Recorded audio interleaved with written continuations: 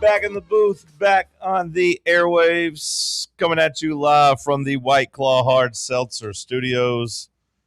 John Reed, Sam Beard, Bad News Bubba, Josh Lovett. Happy Tuesday morning to you. The final Tuesday of August, which means that the next Tuesday will be in September, which means that it'll feel a lot like football season. Fantasy football drafts, starting to get those planned out. All your survivor pools and whatnot. Means football is close. Sam, top of the morning to you, buddy. Top of the morning. Damn, just got buddied to start the day. Top of the morning, friends. Thanks, man. Pal. Squirt. Squirt might be the worst one. I'm doing pretty solid. I don't think anybody ever called me Squirt. No, I don't even think... as a kid. I think I was too fat to be Squirt. Squirt's a skinny kids. Yeah, you got to be a little rascal, I think, to be a squirt. Yeah, I was too fat for that. I was husky. I, might have had one of the more boring Mondays of my life yesterday. I just went to the grocery store after work. I think the most eventful thing that happened yesterday was I got myself a new water bottle. Nice. I feel what brought on that change? Well, the fact that my old one didn't sit flush to a table or anything like that. It had been dented up. Yeah, it was dented on the bottom where like it was a little leaning tower of Pisa kind of. I had this little rubber piece on the bottom that would save it from being, from being useful at least. But that thing would fall off all the time. I'd pick it up out of the cup holder in my car. The rubber piece would not attach to the water bottle still. So then got to fish that out every time. And it was probably just time for a new one. For the last couple of weeks, I'd been going to the store, went to the mall, and I was like, you know what? I should probably get myself a new water bottle. And for some reason, never did. I don't think I wanted to let go of my old faithful, but it's time. Faizon, Brandon, a lot of new change here. Let's get ourselves a new water bottle. You got a straw? I do have a straw for the first time. Yeah? Mm-hmm. Pop it open. Let me see. I can sip. Okay. Where's the straw at? It's down in there. You gotta like dig it out. Yeah. Oh, it's okay. like attached to the piece. See, mine when I open mine, like my straw comes out.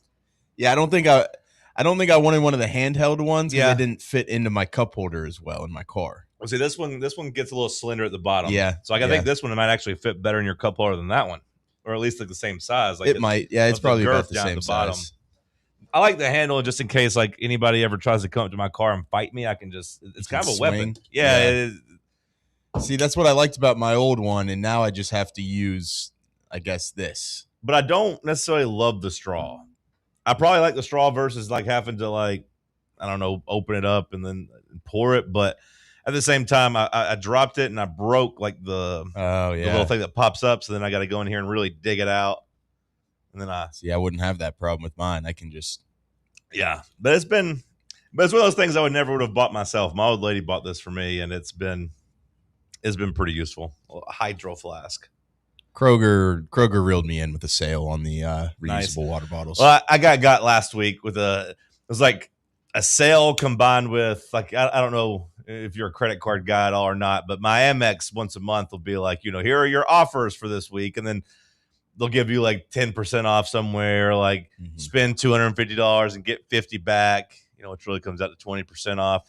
So I've been needing like a home speaker or just like a little speaker because mine, I guess, is a decade old at this point, and I haven't had a charger for it in a while. And sometimes the charger works, and sometimes it doesn't. So I really just haven't had a speaker at home that I consider mine that I could take somewhere. Then I got that trip to Vegas coming up in a couple weeks, so I was like, you know what? I need a speaker for the suite. I need a speaker for the boys. Yep. And like it was like my Amex was like you got $50 off at Bose, but it expires at the end of the month. So I went and looked and I bought a thing, not really realizing how big it was. And it came in, it's about this big and about this tall, but it is loud. Yeah. And like the bass on it like booms. And I was like, this is not what I was expecting. This is not what my speaker I bought 10 years ago did. It's a big boy. And it's a loud boy. You're going to get the boys a noise complaint. Possibly. We'll see. But it is very loud and it rattled. But that's the only purchase I've made for myself recently, I feel like. I've been doing stuff for other people lately.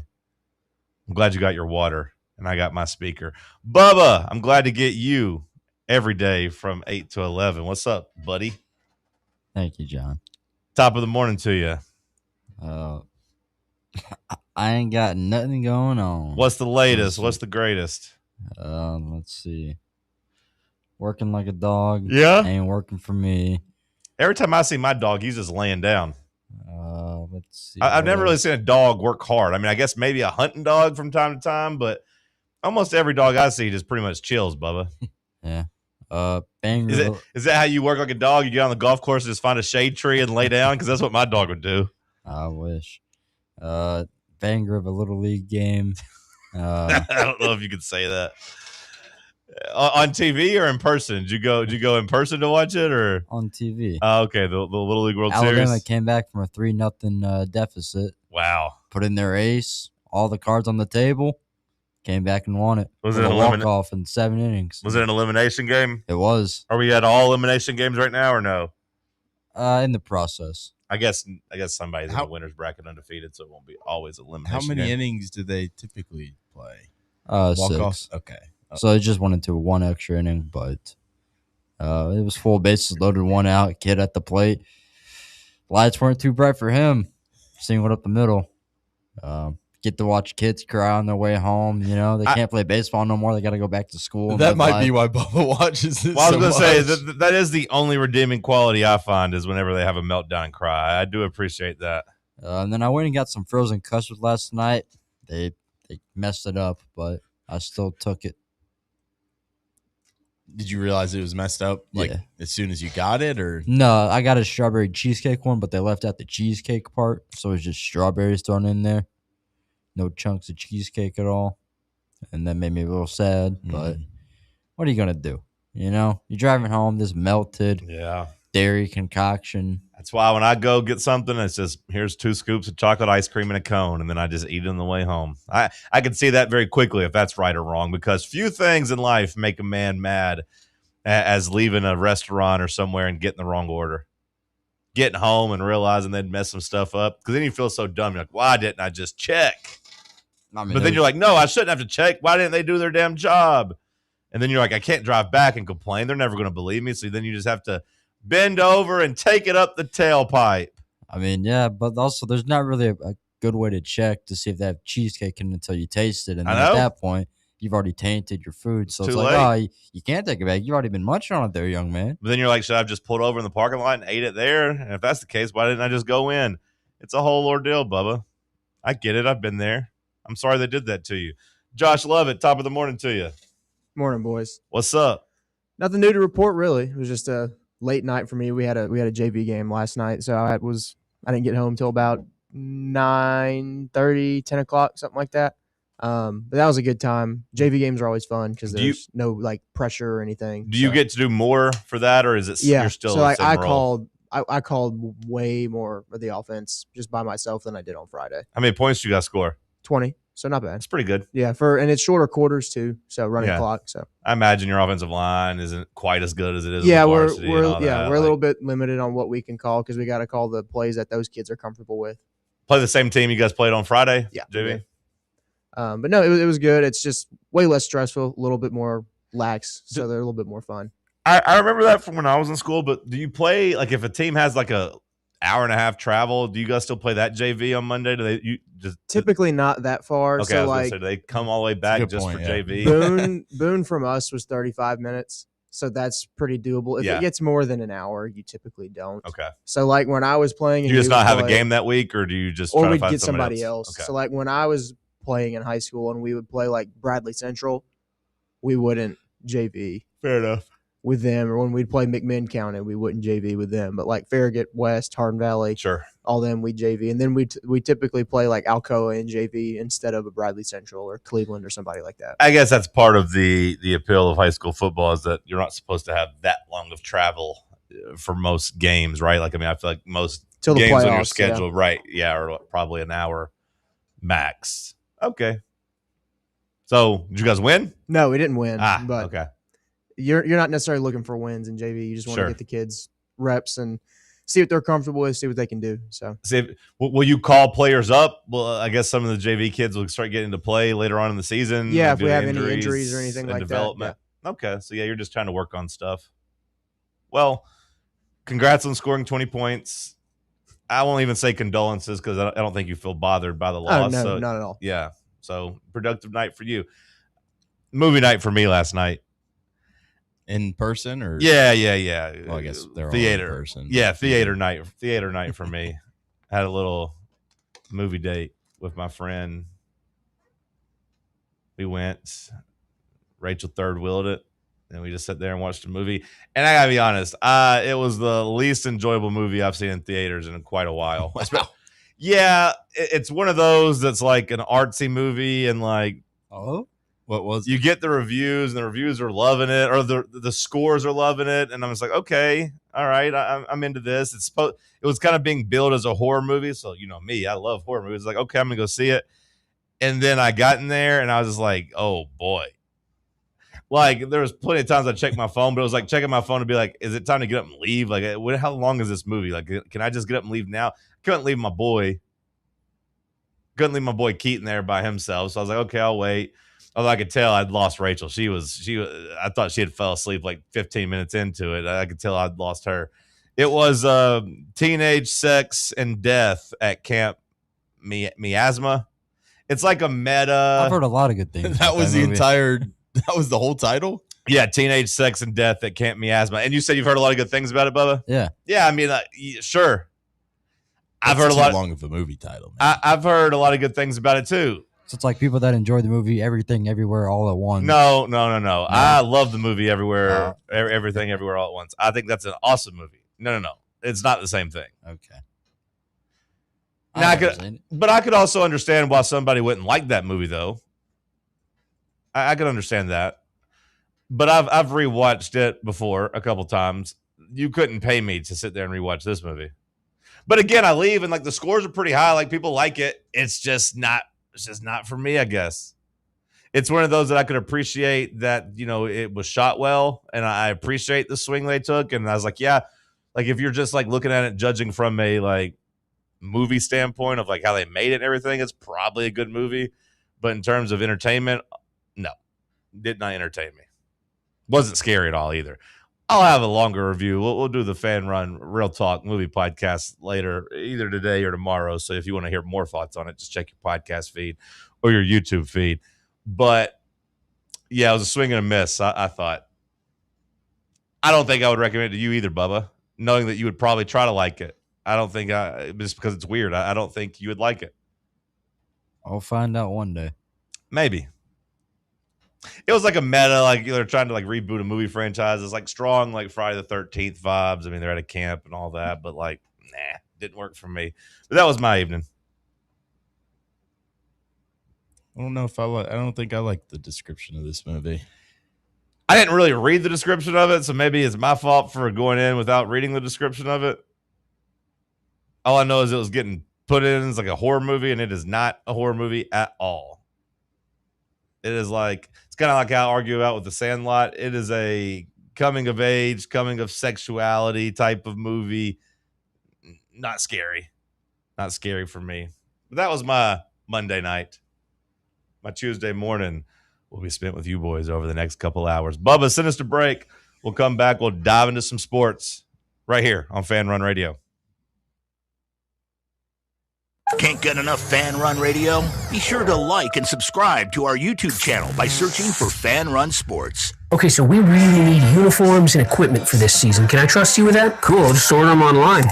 What? Yeah, I'm going to hop online and I'm going to get them ordered. Hold up. That's not a good idea. We shouldn't just spend money on some random online retailer, okay? I mean, it seems pretty convenient. Trust me, it's a terrible idea. Let me simplify this for you.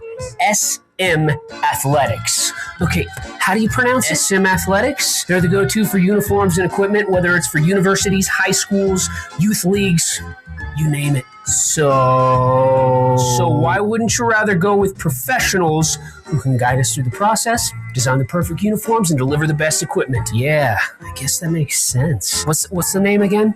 SM Athletics. Right. It's definitely smarter to go with a company that emphasizes customer service, fair pricing, and, of course, excellent products. Exactly. So, yeah, I guess it's settled then. For uniforms and equipment for all sports, it's SM Athletics. What kind of day is it? It's a White Claw day. Grab a pack, grab your friends. Everything else in life can wait. Your friends shouldn't. Let's go. White Claw. Grab life by the claw. Please drink responsibly. Hard seltzer with flavors. White Claw Seltzer Works, Chicago, Illinois. Are you ready for the start of a new season? Maybe looking for your team to go on a tournament run? Get game day ready with Crumble. Head on over to your nearest location and pick up 12 pre-selected cookies plus exclusive toppers. When you're looking for dessert options, there's no question about who you should call on. Our listeners already know. Last year, the Dubai chocolate was a home run, along with the brownie batter. Oreo crumb was another crowd favorite. What new flavor will set the standard this season? If you're in the Knoxville area, there are 3 locations ready to serve you: Clinton Highway, Parkside Drive, and Maryville. Download the Crumble app to build your best lineup and vote on the best combos. You can even put your bid in to request a new flavor. Order in the app and slide on over to your nearest location. Tell them Fan Run sent you, and as always, it's for the fans, by the fans. Don't miss the cookies. Citizens National Bank. Are you getting penalized because you can't make it to your bank on time? No need for unnecessary roughness. It's time for a new game plan. Easily manage your accounts with Citizens National Bank's mobile banking app. Check your balance, deposit a check, and pay a bill, all from your phone with CNB's mobile banking. Citizens National Bank. Banking never felt so good. Member FDIC. Located in Knoxville's historic Old City, Barley's offers great food, live music, the best draft beer selection in town, and now your new favorite place to watch sports. Their indoor projector is perfect for any weather, and they've revamped their upstairs area with more TVs to take in all of the action. Their menu features hand-battered chicken tenders, juicy burgers, fresh salads, and the tastiest pizza in Knoxville. You can enjoy their happy hour drink specials daily from open until 6 p.m. Barley's Tap Room and Pizzeria. Is your crawl space damp, musty, or showing signs of mold? Call S&D Crawl Space and Insulation. From crawl space encapsulation and mold remediation to waterproofing, insulation, and dehumidifiers, S&D helps protect your home from moisture and poor air quality. Serving Knoxville and surrounding areas, call 865-602-0590. That's 865-602-0590. S&D Crawl Space and Insulation, protecting your home from the ground up.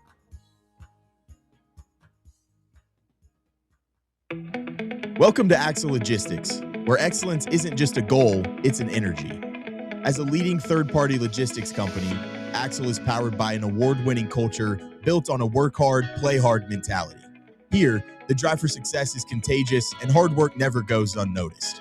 Whether you're just starting out or looking to level up, Axle Logistics is the place to launch your career. Join us and take your ambition to the stars. To learn more, visit axlelogistics.com. H3 Music.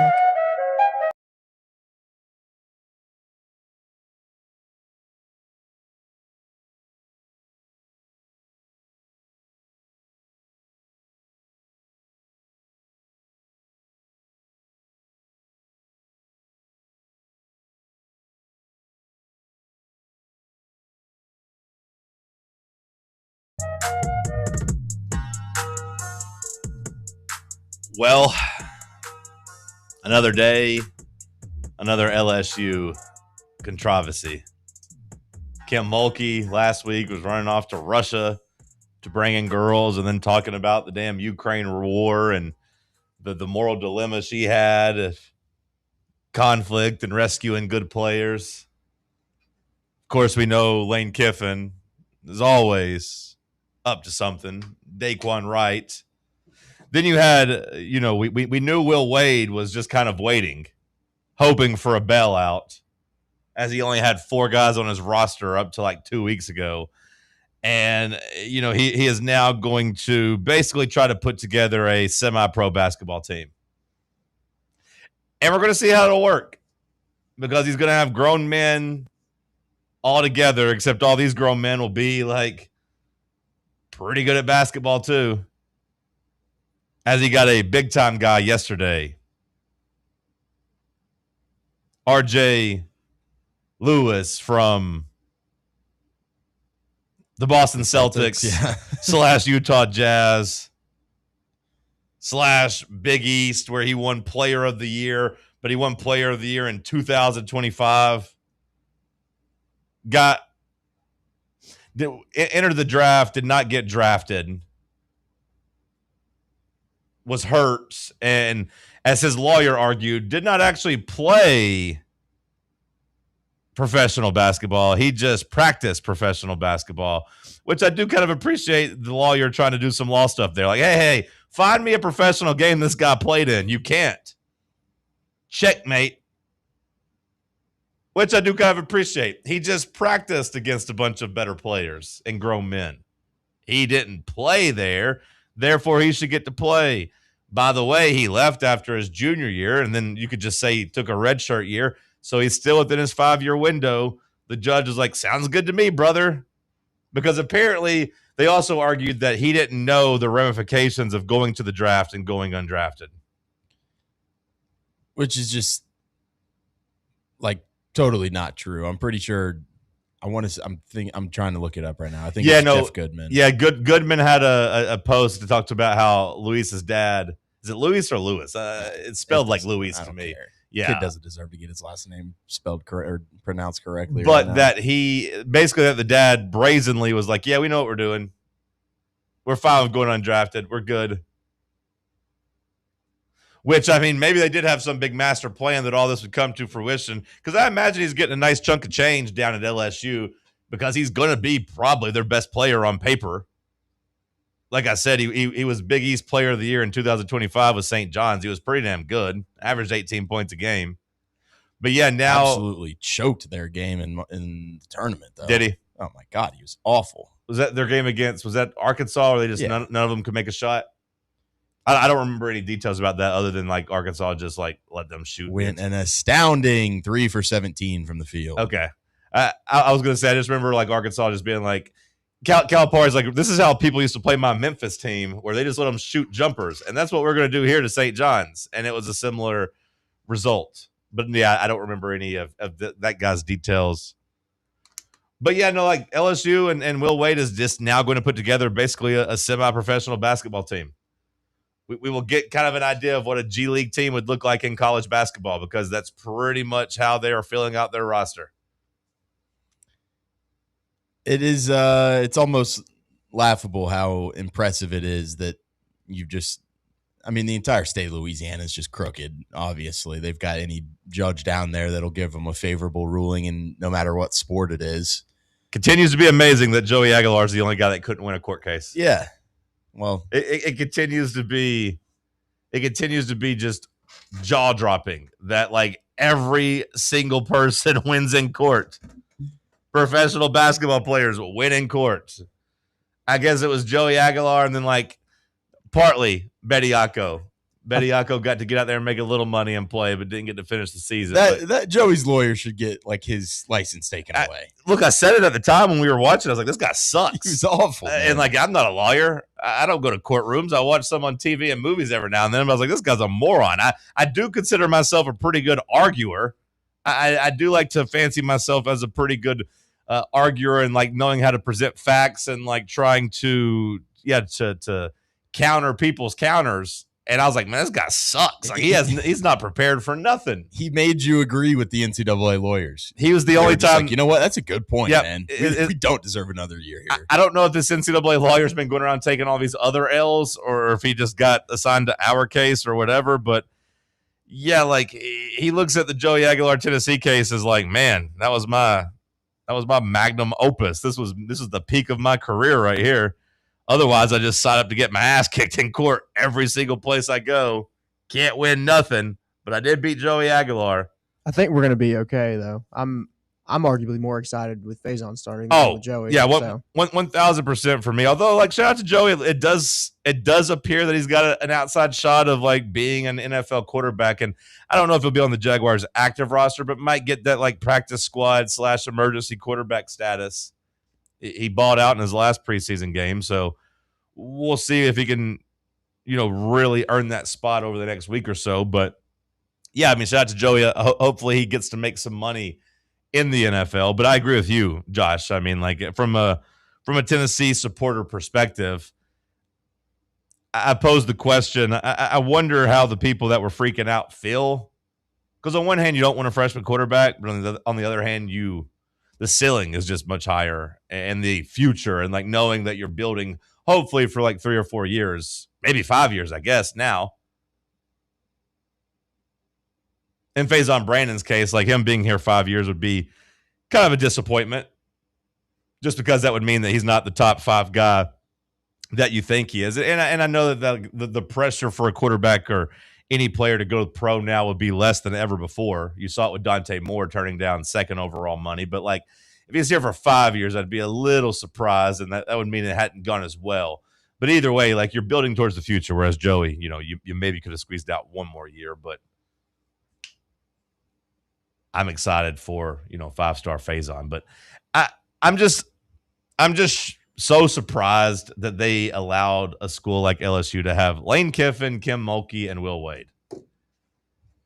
2 scumbags and a frigid character. I don't know what I want to say about Kim Mulkey. I go back and forth on her a little bit. A witch. I would have said that maybe like 2 years ago, but then she gave Coach Caldwell the baby gift and said the nice things. Look, I'm a little bit of a softie. She showed love to Kim Caldwell and was like, look, you could be a mom and a coach. Don't let them fool you. Don't let them put you down. That's what Pat Summitt told me. And I've carried that with me for, decades, and I'm paying it forward. And I was like, you know what? I'm a sucker for Pat Summitt stories. So you know what? Kim might not be that bad. Don't let the one softy moment, turn the tides. Yeah, it worked. But of the 3 coaches, I would say she's the least amount of scummy between Lane Kiffin, Will Wade, and Kim Mulkey. So hang the banner. Yeah. She's the not so ugly girl hanging out with a group of grenades. So you start squinting, you're like, you know what? She's not that bad. It's okay. That's how I feel with Will Wade and Lane Kiffin there, because they're just trying to one-up each other. And I guess LSU's Children's Hospital got another influx of cash because it seems like Those poor kids. It just seems like they got money to blow across every sport. It's one thing to give a football coach a big budget, in the transfer portal window. It's another to find extra hundreds of thousands of dollars to lay out to go get NFL guys and convince them to come back to school. And to go get professional basketball players and convince them to come back to school. I had to say that I think I've contributed to this, not on my own accord and my own consent, of course, but okay. Well, what do you mean? Somebody rob you? No, I've willingly had Raising Cane's a couple times in the past 2 months. How was it? It's pretty good. That's what I wanted. Could you taste the tears of those poor children as they're just ripping funding away from them? No, all I could taste was that cane sauce on the toast and then the chicken fingers, which did the job for the night and even the next day, too, when I reheated it up in the air fryer. But there was about a year stretch a couple years ago where I was eating canes at least once every 2 weeks, but I haven't had it. Maybe in a year now. Icky, it's like my money goes into Todd Graves, who's a big LSU supporter. It just made me feel icky because I was like, man, this is so many calories, and it contributed to me getting fat again. So I can't eat it. It's too much. But yeah, the big toast. I am a cause of those poor kids. You're a growing boy, Bubba. You're stout. You can eat it. I think I'm at the age now where everything's really slowing down for me. I got to be more careful. But you eat that, Canes, and you describe it to me every little bite. The toast. I do miss the sauce. But, last week I talked about how LSU is kind of on the fence in terms of, I think, the hatred chain for most, for most SEC fans. I think people looked at LSU as like as a neutral that you could kind of get behind. Like, oh, yeah, I hate Alabama. Alabama's biggest enemy is LSU. Let's go LSU. I feel like a lot of people felt that way. That's gone for me now. Like, I find them to be the most hated school across the board. One of the kids that committed to LSU, one of the former NFL guys, literally like took a flamethrower to Lane Kiffin on his way out last year, and then he just goes to the NFL and then says, "Oh, I'm not going to make it in the NFL. I need a place to play college ball." And Lane's like, "Oh, come on home, buddy. It's all right." That guy's a coward. Yeah. That guy's a coward because, he talked about how nice it was to have a real football coach whenever Golding took over, and talked about how Kiffin was a fraud and all these things. Now he's just crawling back to the one program that'll take him. And like I said, I guess they found some extra money in the spigot to go out and grab some extra players. And I think I've gotten on board with you now in terms of the pressure that LSU should be under in year one. Like I think I was saying, I'll give Kiffin 2 years before I really say it's playoff or bust. But like once you're going to start bringing in NFL players, and I'm going to keep calling them NFL players, even though they're not actually NFL players, but they were good enough to get the workouts, to get the tryouts, and be like on a roster for a bit. Like I don't think any of these guys would have been on the 53-man roster. I don't think any of those guys would have made it there, or even been like maybe in the top like 10 practice squad guys or whatever. But they had enough to be like on the 80 or 90-man rosters, and damn it, that's good enough for this narrative. So, yeah, like whenever you're going to come out there and do that, you better win, Lane Kiffin. I do like that in his press conference, they were trying to ask him about it. He still couldn't, he was trying to weasel his way out. I was like, do I think NFL players should be playing college football? He's kind of like, no, I don't. But, hey, if we didn't do it, somebody was going to do it. They're going to play for you or they're going to play for somebody else. Which I guess, if you want to tell yourself that, that's fine. But you could probably convince yourself that you could do anything. That nothing was off the table because somebody else is going to do it. If I don't steal this money from the Children's Hospital, some other school might. If I don't, steal this money that I found on the ground, somebody else might. Might as well be me. If I don't go take the pro player, then Will Wade's going to out scumbag me. I can't be the second biggest scumbag on the campus. Look, the booster said we got $5 million to spend. If I don't spend it, Kim or Will Wade will do it. She's in Russia looking for giants, and Will Wade's just looking for anybody that has a beating pulse that could dribble a basketball. So hell, I might as well spend the money. You can pretty much justify anything by just saying, "Well, if I didn't do it, somebody else is going to do it." That's not how society is supposed to work. I hope Lane Kiffin has to get a police escort out onto the field at Ole Miss. Well, I was thinking about that. Not so much necessarily about Lane Kiffin, but I was thinking about it with Enes Kanter, just him walking around Chicago. I was like, what is I was like, Chicago. I was like, somebody might beat this guy's ass. Some of these players might have some big, strong friends that just come up and snuff this guy. And then I was like, what happens? Enes Kanter. Yeah, I mean, he's a big boy, but I'm just saying, if 3 big boys take it, you gotta shoot him. Well, 3 big boys take it on 1 big boy, but I was also shooting him. I was like, that's not necessarily off the table in today's climate.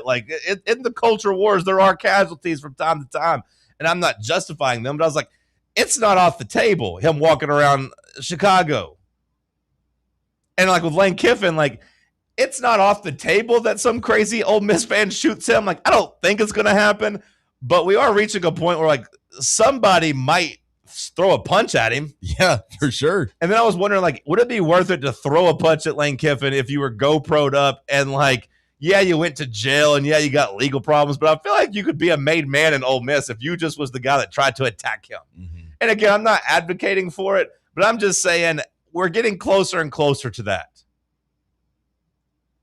Not just Lane Kiffin, but just in other things too. Like I said, I feel like Kanter going around, to the arena. I don't know if enough people care, but like we start inching closer and closer to stuff like that. There's some lawyer that hates Lane Kiffin that's like, yeah, dude, I'll bail you out. We'll figure this thing out. Well, like there's going to be people like Bruce Pearl too that like, Bruce Pearl's inching closer to there. Where like eventually somebody's going to care enough about like the Free Palestine movement that somebody might try to run up on Bruce Pearl. Did you see that video of Jerry Seinfeld a couple months ago whenever he had that on the street?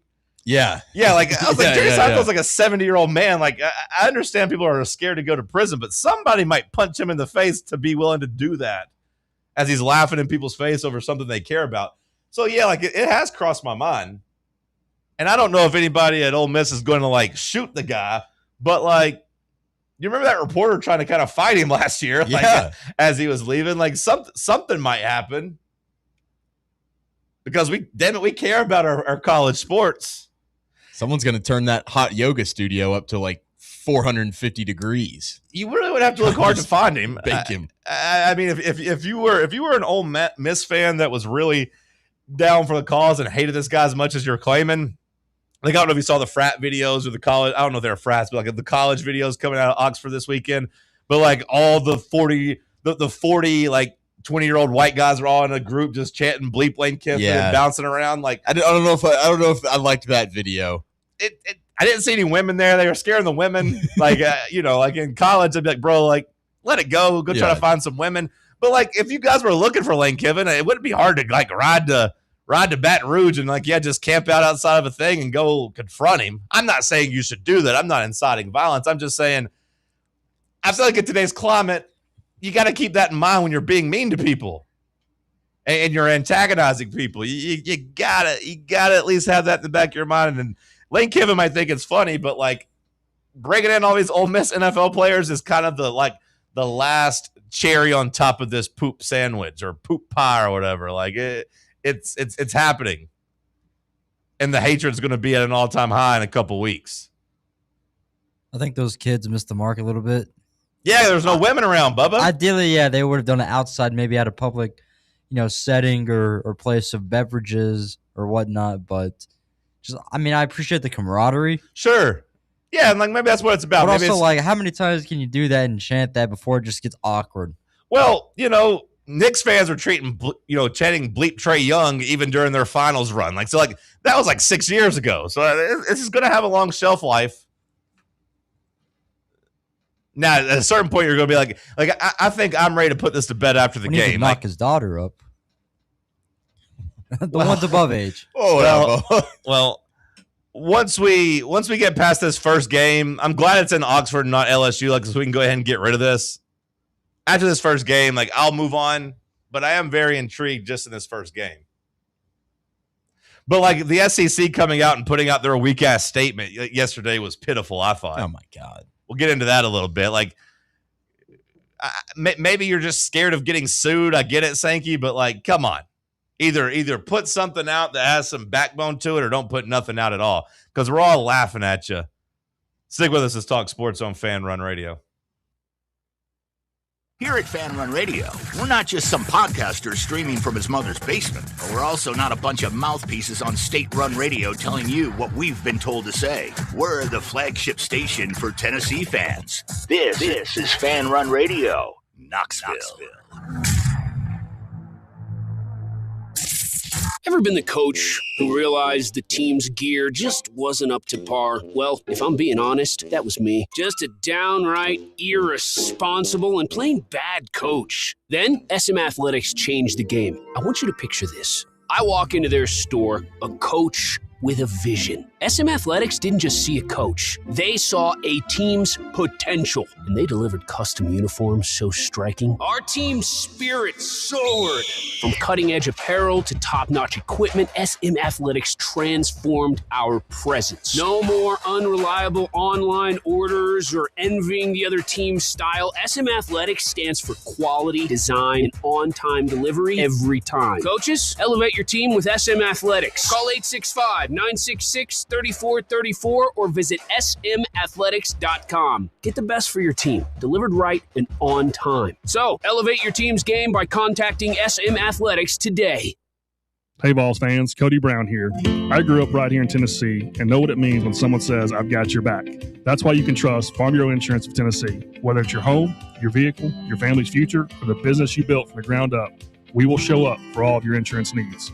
We are Tennesseans who understand what matters, which is doing right by you. Insurance is not all about just paperwork and policies, but it's about the people we insure every day.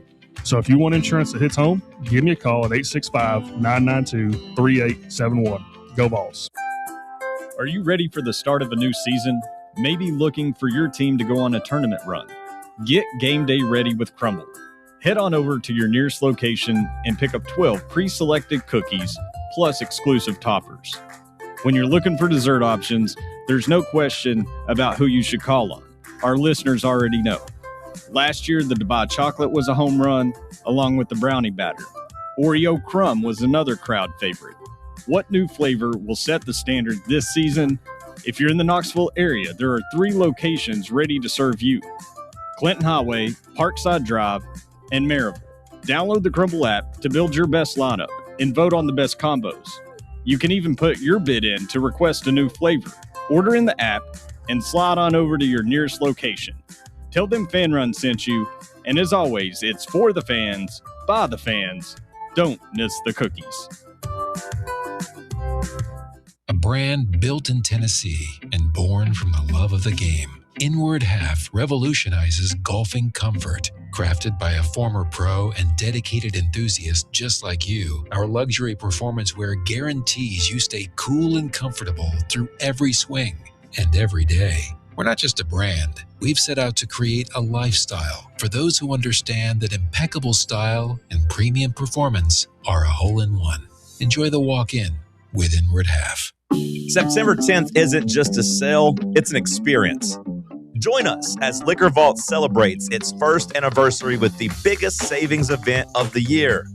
Experience rare bourbon drops, surprising barrel releases, and complimentary tastings all day. For the wine enthusiasts, you can check out Jason Drotar's Wine Passport Experience. Cigars, they've got them too. Enjoy hourly giveaways, exclusive one-day only anniversary pricing, and surprises throughout the day.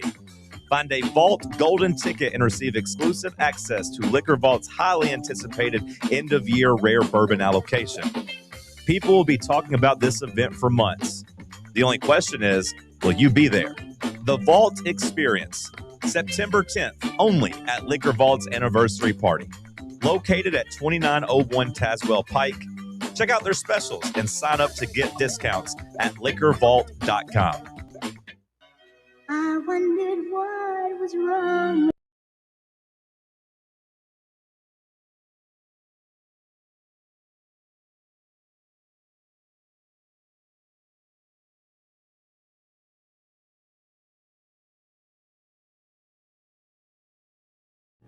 What to tell you.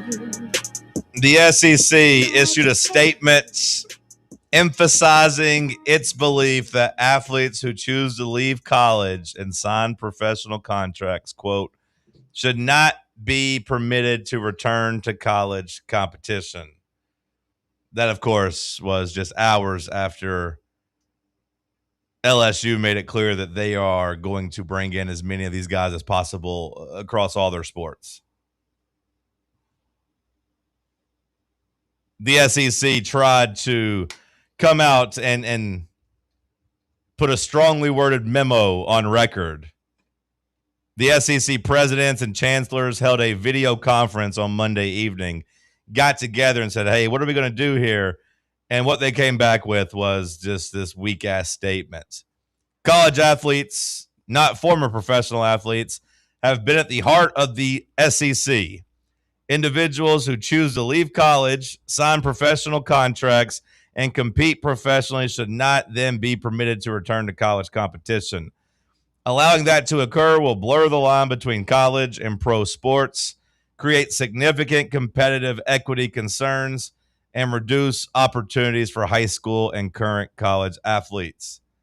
College sports are for college athletes.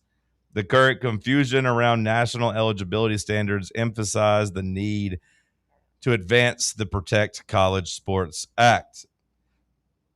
Josh, Sam, your thoughts on the SEC's statement here? A whole bunch of nothing. I mean, it was, to me, just saying, don't really like what's going on here. It's a shame. Man, this really sucks. Darn.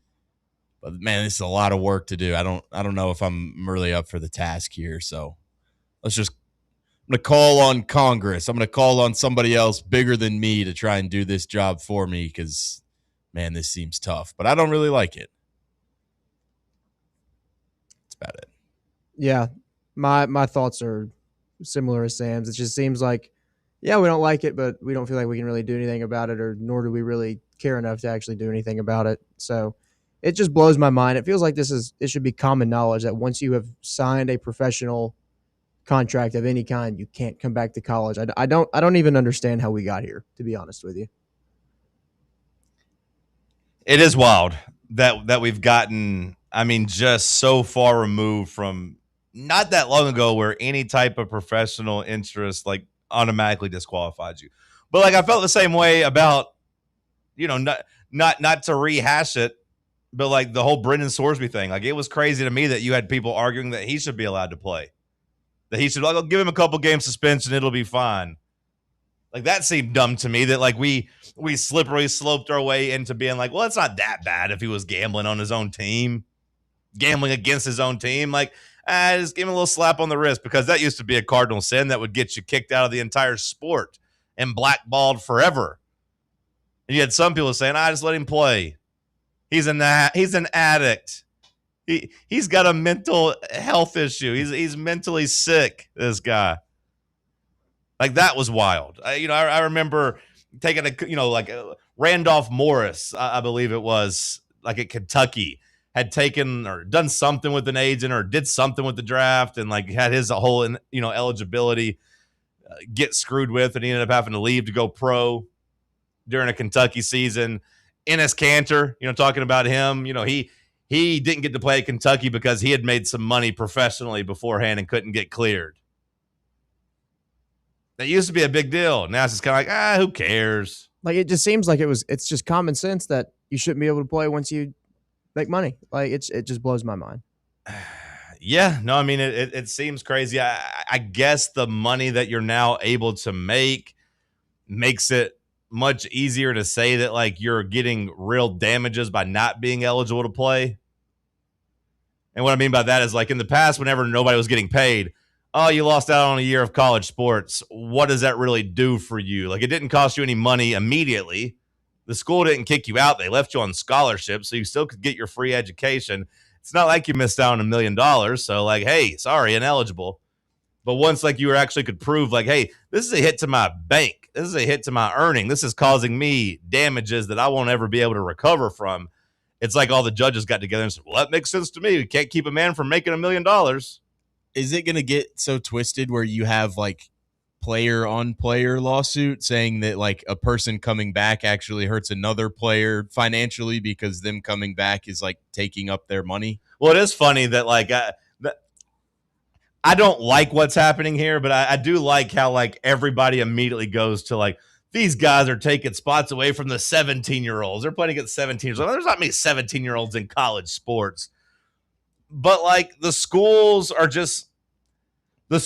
the rules can alter a bit to like still give enough high school guys their proper chance. Now you might have to go down a level, and like it might cost those guys, like you said, money. Of like, hey, instead of getting this revenue share in the SEC, which pays me a lot more, I got to go down to the UABs of the world and get less money, and that cost me a couple $100,000. I'm suing these guys. Sam, you could ask me about anything about the next 5 years, and I would say it feels like it's all on the table. Yeah. Now, I hope, and maybe I'm just going to end up being a dumbass and a sucker, but like I do hope that like once we get past this year and have more of an even playing field, that like some of the lunacy stops. In my head, again, this might be dumb. This might age really poorly. I acknowledge that. But like all these lawsuits, so like take Luis, for example, at LSU. He is in his 5-year window. So like I kind of get like his lawyers being like, hey, if everybody else gets to play in their 5-year window, just because my guy made some money, practicing and not playing in the professional, like What's the difference? Why doesn't he get his 5th year? I'm not saying I agree with that. I'm just saying from a law standpoint, it is an argument that a judge probably doesn't want to rule against. But like once we get past that and like now it's just cut and dry, like, hey, 5 and 5 years. Now, would that stop somebody from going pro and then coming back or going undrafted and coming back and suing? Probably not. But I'm hoping that the lunacy gets a little bit, more under control. And you had Danny White on Twitter yesterday still trying to push for like a universal agreement and having like a CBA for the players to kind of collectively bargain their side, which would then like make it more of an ironclad contract that these guys can't, get out of, like the NFL, like the NBA.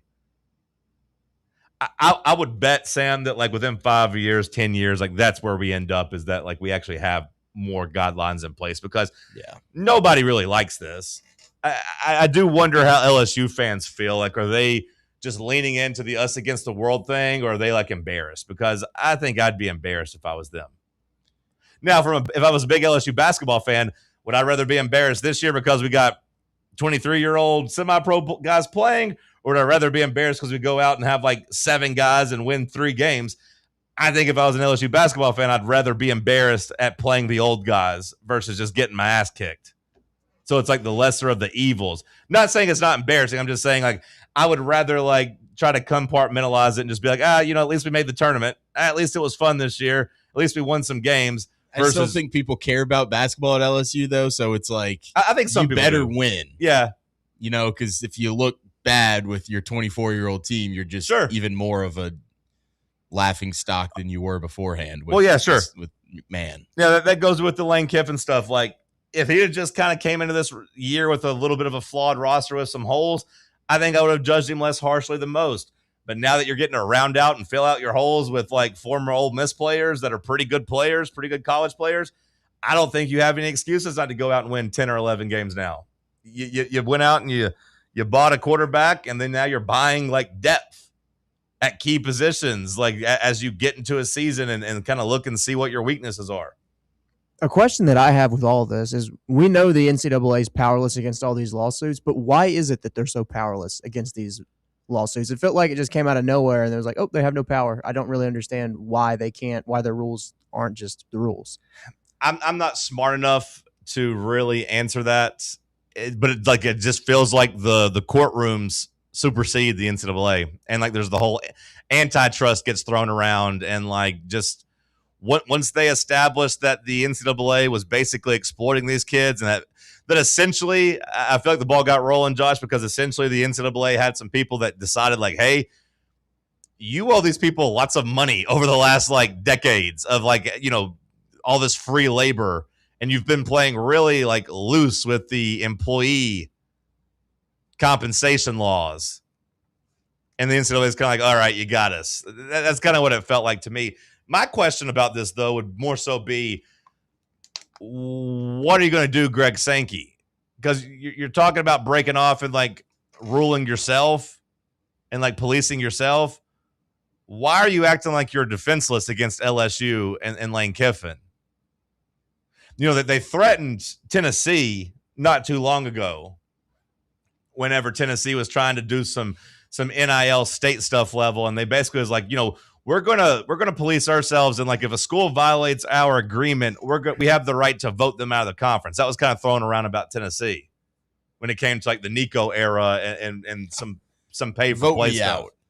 Well, like if I'm LSU, like I don't think they're gonna vote me out, but if you're Sankey, like, and like let's say, have we seen any other SEC schools really line up on this yet? I mean, I know Tennessee brought in the guy from Tennessee Tech, but like I think if you told Tennessee Tech you couldn't bring him in, they'd be like, okay, fine, like we're good on that. Well, bringing a guy in from Tennessee Tech is drastically different than bringing a guy from an NFL practice squad or preseason. 100%. And like that guy hadn't played any professional sports. Like, but I'm just saying, like like the TRO got those basketball players. Like Jalen Washington wasn't going to be legal unless somebody sued. But then everybody's like, you know what? It's fine. If you didn't play professional basketball, we don't really have a problem with those guys coming back to school. It's tough timing for the players already on campus. It's a little weird, but like I don't think anybody's willing to protest over that. It's not the same thing as bringing guys in from training camp of the NFL. But like at the football level, LSU seems to be the only team really doing this, right?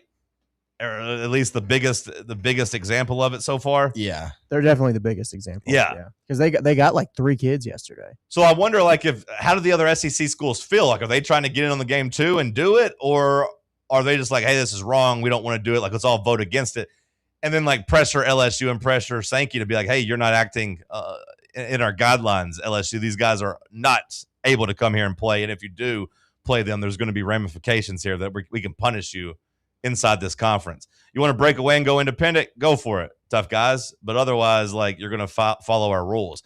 That's how I feel like Sankey should be moving instead of just his strongly worded memos.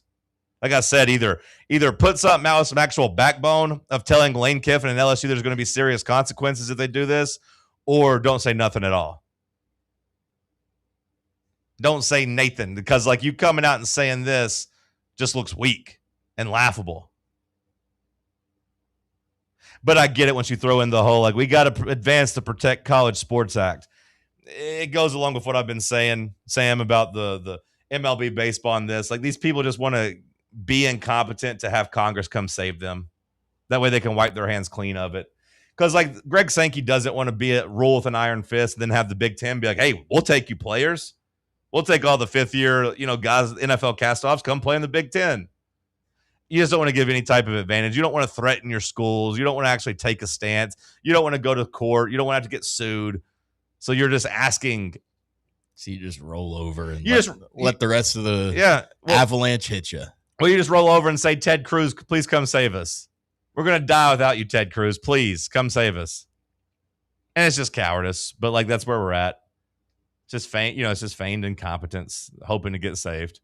Hour 1 of the books. We'll kick off hour 2 with a batch of headlines. Stick with us right here on Fan Run Radio. The flagship station for Tennessee football. Fans. Fan Run Radio. A brand built in Tennessee and born from the love of the game. Inward Half revolutionizes golfing comfort. Crafted by a former pro and dedicated enthusiast just like you, our luxury performance wear guarantees you stay cool and comfortable through every swing and every day. We're not just a brand. We've set out to create a lifestyle for those who understand that impeccable style and premium performance are a hole-in-one. Enjoy the walk-in with Inward Half. Does tooth pain have you on the injured list? Don't get stuck on the bench watching from the sidelines. Hi, I'm Dr. Jacob Wolko, inviting you to come let Knoxville Smiles get you back in the game. Bring your whole roster in for our winning checkup. We'll keep your smile shining bright under the Friday night lights and gear it up for Saturday afternoon kickoff. Visit us online at knoxvillesmiles.com or just call 865-539-1776. Smile brighter with Knoxville Smiles. Today, we raise a glass of Jameson Irish whiskey to the sport of football. Hear, hear! To Gaelic football, born in Ireland in 1885 in its thrilling blend of soccer, rugby and basketball. On a massive field, 15 players kick or hand pass a round ball that scored points over a bar or into a net. No pads, no helmet, no sense. Hear, hear! To college football, which kicked off in 1869 when Rutgers beat Princeton 6-4 in the Battle of New Jersey. With 11 players in helmets and pads, teams battle on a 100-yard gridiron with explosive pass plays and hard-hitting tackles. Unless you're called for targeting. Hear, hear! Since 1780, Jameson Irish whiskey has been enjoyed by sports fans all around the globe. Whether your football is Gaelic, American, or even soccer, we can all agree on super smooth Jameson Irish whiskey. Hear, hear! Hey, it's Russell Smith here for ECR Total Landscapes.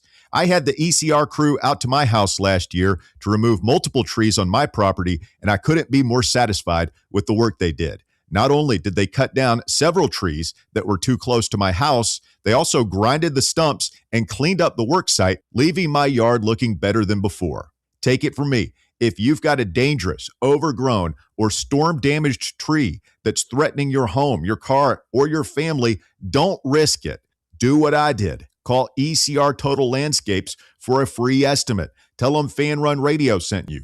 865-384-2012. That's 865-384-2012. Your local tree cutting experts. These guys get the job done. Check out their website, ecrtotallandscapes.com.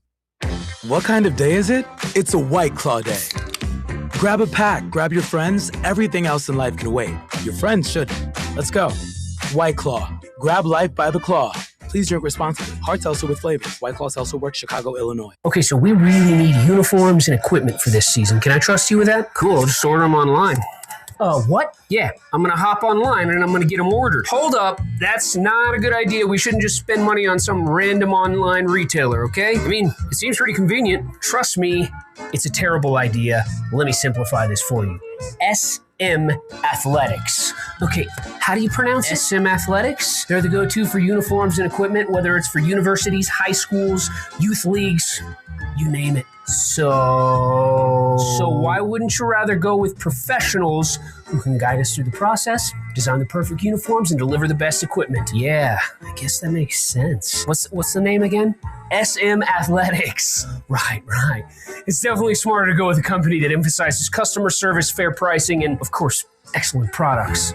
Exactly. So, yeah, I guess it's settled then. For uniforms and equipment for all sports, it's SM Athletics.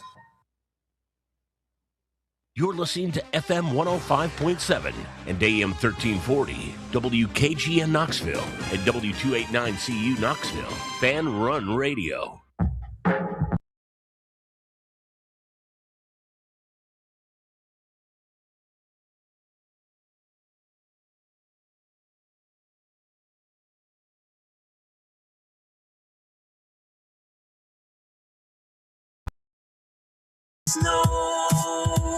Hour number 2 kicking off here in the White Claw Hard Seltzer Studios. Drink the light, refreshing White Claw Hard Seltzer.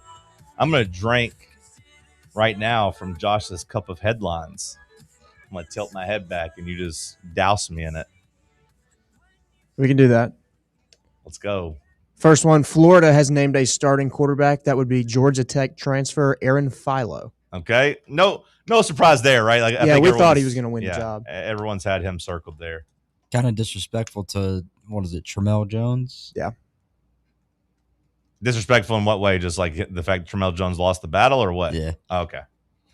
Well, I mean, I feel like once they brought Philo with them from, Georgia Tech, that's where their OC ended up. He left Georgia Tech, went to Florida. Once he brought him with him, like we kind of knew that was going to happen, or at least suspected that was going to happen. There's some buzz around that guy, though, right? I mean, like Philo, people think Philo can play, Yeah. Even though I don't think he's ever really actually played, right? Haynes King, pretty much carried that Georgia Tech team. It's not like he's a big recruit either. I mean, he was 708th ranked nationally according to the Rivals industry ranking. Philo was? Yeah. Oh, really? I thought he was he's a somewhat of a recruit for them. No, I mean, even the transfer portal ranking, he was only a 3-star. Like, he was the number 21 quarterback and number 167 player just in like the transfer rankings. No, he was not a big prospect.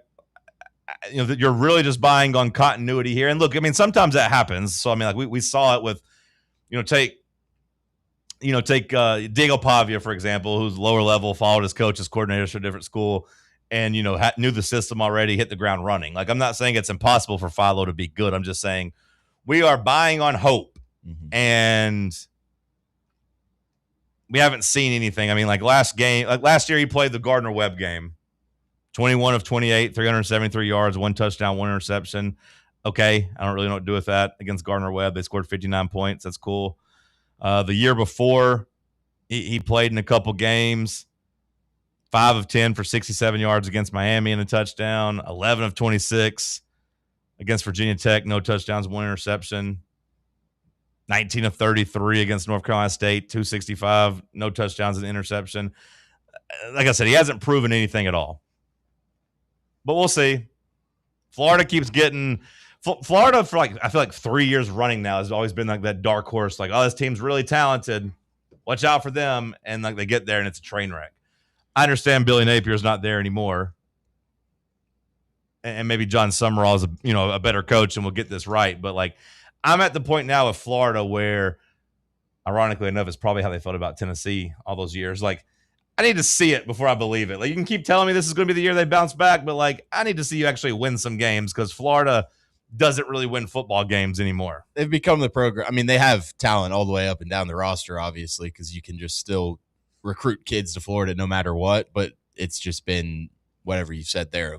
You've just kind of had a circus of coaches there that haven't really been able to get the right formula down, and you got talent, but you don't know how to utilize it, type of thing. And well, yeah, I mean that's what they used to say about Tennessee. It's like, oh, if you look at the star ranking, they got some blue chip talent there. They just all got to put it together. Like, I've been on that side. It sucks, but like Florida hasn't really been relevant since COVID. It's pretty crazy how similar those two situations are with how we were at post Fulmer and how Florida's been recently. Just with the talent and then some coaching hires just haven't been the best. On one hand, yes. On the other hand, like every Tennessee mistake since Fulmer, I think you could easily chalk up to and say like Tennessee acted justifiably. Like Lane Kiffin, you could argue you shouldn't have hired like Lane Kiffin at age 33 and given him the keys to Tennessee. Like, okay, I'll agree with you there. But like he left after 1 year. It wasn't Tennessee's fault. You made a bad hire in Derek Dooley. You didn't fire Derek Dooley before, like too early. You know what I mean? Like you didn't run Derek Dooley off. He sucked. It was time to move on.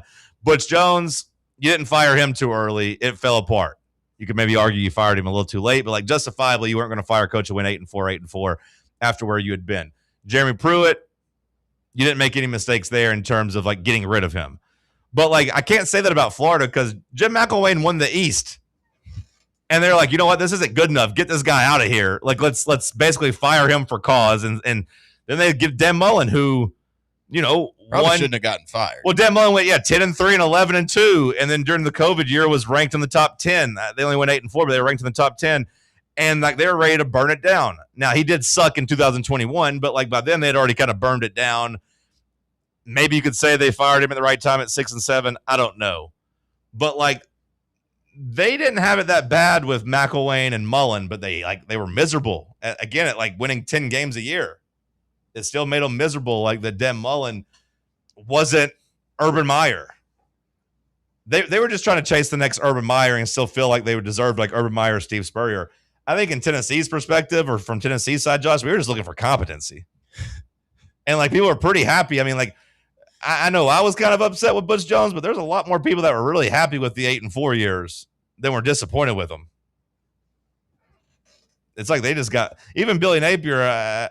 Billy kind of sucked the whole time, but they were ready to fire him, immediately. Like once the recruiting never took off. But he did suck. I'm not going to blame them for wanting to fire Billy Napier. But the Mullen stuff, like I do wonder if they're like, hey, we kind of messed up here. Like we should have just rode this out. And Dan Mullen's kind of laughed about it. But, if Dan Mullen, had you known that NIL was going to be such a factor and that maybe that could cover up some of Dan Mullen's recruiting flaws, Florida might have been a power. Because Dan Mullen, as far as X's and O's goes, I think gets credit for being one of the better coaches in the country, no? Yeah. Yeah, for sure. It's just he couldn't recruit good enough. But you had those same questions about Josh Heupel when Tennessee hired him. But guess what? NIL happened, and like you were able to really kind of perfect your recruiting. Dan Mullen maybe could have done that at Florida, but they just went ahead and pulled the plug. All right, but shout out to Aaron Philo.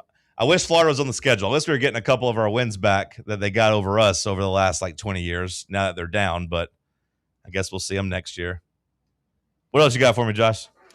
Have we hit that Keelan Russell won the Alabama job? Did we talk about that yesterday? Because that's a pretty big one. Yeah, I don't know if we got to it. So yeah, Keelan Russell has won the starting quarterback job at Alabama over Austin Mack. You're my headline guy, so if you didn't put in there yesterday, I don't think we really. I just couldn't remember if I did I don't think we really dissected it. I mean, Russell, a big time recruit, but again, kind of like we'll say about Philo, hasn't proven anything on the field. But at least he was a 5-star, number 2 overall prospect in his class. So yeah, like he's going to be under a lot of pressure for multiple reasons, but he does have the physical tools and the size and everything to kind of give him a chance to be successful there. Both Tennessee and Alabama going with the 5-star young guys.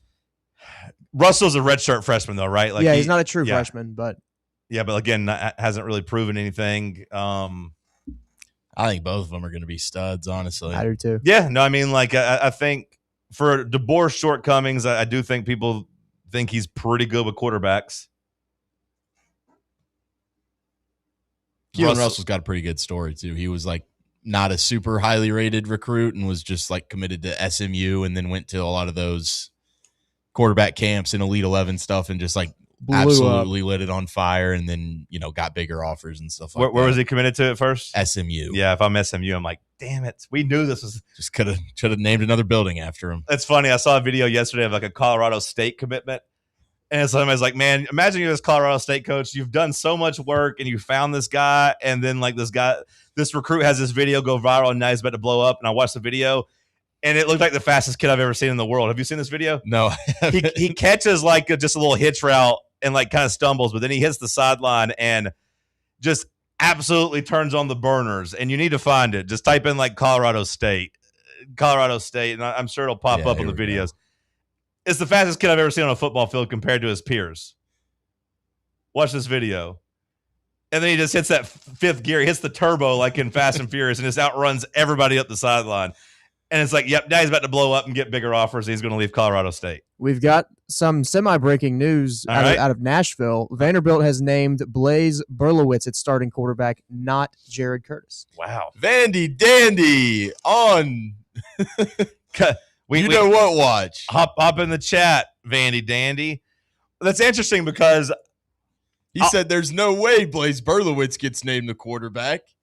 It has to be Jared Curtis. That's 2 minutes ago per Nakos and On 3. Now, like, we'll see how long this lasts, but like here you have a veteran quarterback, or at least an old quarterback.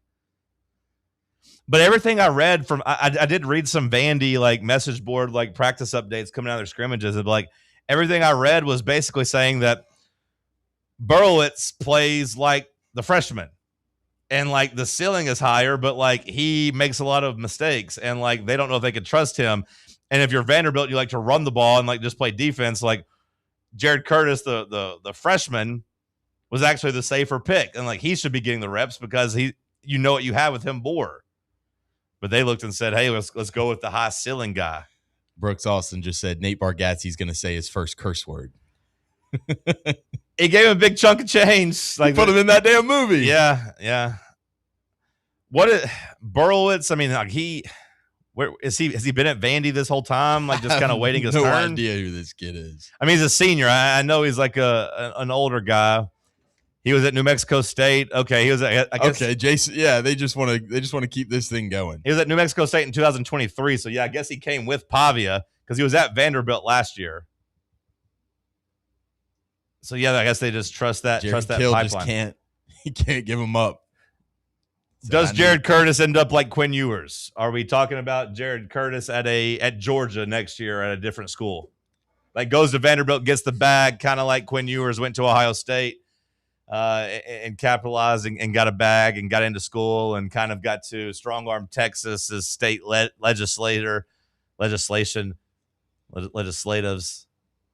law and like, get his money in high school, reclassify, get paid as a 17-year-old, basically get into Ohio State and then, get a bag to come back home to Texas. Do we see that with Jared Curtis, who chose Vanderbilt over Georgia?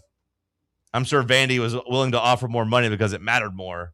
I'm sure he's kind of mad. He'd be like, man, I came here to play year one. Well, if I'm going to go sit somewhere, go sit at Georgia. I feel like they're going to still turn to Curtis like pretty early in the year. Yeah, Jared, by the time we play them, Jared Curtis will be their starter. I'd be shocked if he wasn't. I mean, if I'm Curtis, I'm hoping I'm starting by the last week of the year. I think he's got to hope that this Berlowitz guy just absolutely blows it against NC State, and then they're like, all right, let's start Curtis for SEC play or something. But, man, that's a tough place to go throw a guy in. Hey, here's your first career start. Go on the road at Auburn and at Georgia to start off your career. Well, here's what I'll say about that is, like, I get the logic for sure. Their first game is against Virginia Tech, though? Austin P. Okay. Austin P, Delaware, NC State. Okay. for their first 3 Okay, games. yeah, not Virginia Tech, excuse me, NC State. So, but NC State's not till week 3? Yeah. Okay. If he's not starting by NC State, then I don't think you start him against SEC play. For sure. I agree with that. I thought NC State was the first game of the year. I was going to say, if you don't trust him to start game 1 against them, like you're not going to trust him in SEC play. But maybe maybe it's a situation where both guys are going to play. I guess the first 2 weeks. But then this was kind of what I'm saying about Faizon the entire time of like, hey, if you think he's your guy, go give him those meaningless games at the start of the year to like get your feet wet and kind of just get some college reps. Yeah, I agree. I agree for the most part. I will say it does feel like this Berlowitz guy at least has been around these coaches for much longer. Yeah. And probably feels a little bit more owed. Like they probably feel like they owe him a little bit more than George McIntyre, who was a redshirt freshman. Not saying it's right, not saying it's wrong. I'm just saying like George McIntyre. Oh, in our case. I'm talking about in our case. Yeah, like George like Tennessee's coaches didn't owe George McIntyre first crack. Sure. Like he had been here a year, he didn't put the work in. He got outworked by a true freshman. It hadn't like he had paid his dues. I do feel like in this situation that the coaches who have been with this guy since 2023 at New Mexico State probably feel like they owe him maybe a little bit more as a veteran to give him a shot of actually playing. He waited his turn behind Pavia. He was on the team last year doing stuff. He was with the coaches before that. Like, not saying it's right, not saying it's wrong, but like a true freshman versus a redshirt freshman doesn't have the same stakes or at least the same like dynamics, I guess, as a true freshman versus like a senior. Mm-hmm. Austin Peay, Delaware. So yeah, they'll have 2 games to try to get right before NC State. Yeah, he should get game reps in both of those. You'd hope. If he's not, if Curtis isn't starting by NC State though, like again, I don't think you throw him on the road against Auburn and Georgia to start SEC play. Maybe it's more of a you'll wait till the middle of October against Arkansas and at Kentucky, where it gets a little bit more manageable. And look, maybe that's what you do as a program anyways. Like maybe you do it the NFL model and like the old college model, like where you didn't throw true freshmen out to the Wolves no matter how highly ranked they were. Like Tennessee's kind of having to do that by necessity. But like remember, Tennessee didn't want to play Faizon Brandon as a freshman. They tried to go get a transfer quarterback. If I'm Clark Lee, I don't feel like I'm under a lot of pressure in year 1 of Jared Curtis. We had a really good year last year, obviously. Like I feel like I'm pretty ironclad. Like either Vanderbilt will want me, or I'll go get any other job I want. You got to make sure you keep him on your roster. 100%. So like, I do wonder how Curtis feels, but like I feel like if I go to his family and be like, look, we got a plan. We're going to get him in, and if he wins the job, fine. But if not, like, we'll give him the back half of the season to let him play. By then, it might be too late. I don't know. But, like, also, like, hey, we don't want to throw you out against Auburn, against Georgia on the road as your first SEC starts. Maybe that's a part of the plan. I don't know. Or maybe it's just as simple as, like, Curtis will play and beat him out and be the starting quarterback by NC State. We'll see. That's a little bit of a surprising headline, though. Yeah, when I saw that, my eyebrows were raised. Vandy's got they've got tough schedules in the SEC now. Vandy does? Yeah. Yeah. Who are their 3 permanents? Is it us? Is it Alabama? No, it's not Alabama. It's not Alabama? Is it us? Did they keep on the Ole Miss game? Or no, they took away the yearly Ole Miss game. Are you sure it's not Alabama? I don't think it is Alabama. Haven't they played Alabama like the last 4 years? Tennessee, Mississippi State, and Auburn. Okay. Yeah. Because they played Alabama last year, right? They played on the year before that. They're playing on this year, too. Is that not weird? They're playing on 3 straight years? Does seem kind of weird. I mean, this year you're going at Auburn, at Georgia, play Ole Miss, at Florida. Next year don't really get any easier. At LSU, at Missouri, at Tennessee, at A&M. Texas, Oklahoma coming to your place as well. Yeah, it's not easy. I think Vandy loses to NC State this year. That game is at home against NC State. Not that it really matters. But I don't think it matters. I think NC State's going to win the game. Yeah, being them going on the road would obviously be tougher for Vandy to win that game. But, yeah, I mean, like, there's a chance they come really crashing back down to earth, and there's a chance that, like, this is terrible for them. that last year was like, just kind of an aberration. Hell, he might call Pavia and see if he can come back and play. Like, who knows? Sure they will. Lawyer up. It could happen. All right. I guess save the other headlines for later. Bubba, break us off a piece of those commercials, please. Let's talk sports on Fan Run Radio. Big Orange Country's home for sports. This is Fan Run Radio. Vol fans, reimagine your home at Broadway Carpets and Flooring for any remodeling or building needs. With a variety of carpets, rugs, hardwood, vinyl, and stone, Broadway has all the flooring and installation options you're looking for, including pet-resistant products like Pet Perfect Carpet from Shaw Floors. Visit their showroom in downtown Knoxville or the location in West Knoxville located on Kingston Pike near Pellissippi Parkway today. Your tax refund belongs to you, not an identity thief. Over $6 billion in tax refunds were flagged by the IRS for possible identity theft last year. If you're in a bind this tax season, LifeLock can help. They monitor and alert you to identity threats you'd miss on your own, even if you're careful with your personal information. And if you do become a victim of tax-related identity fraud, LifeLock has U.S.-based restoration specialists ready to help solve your identity theft issue.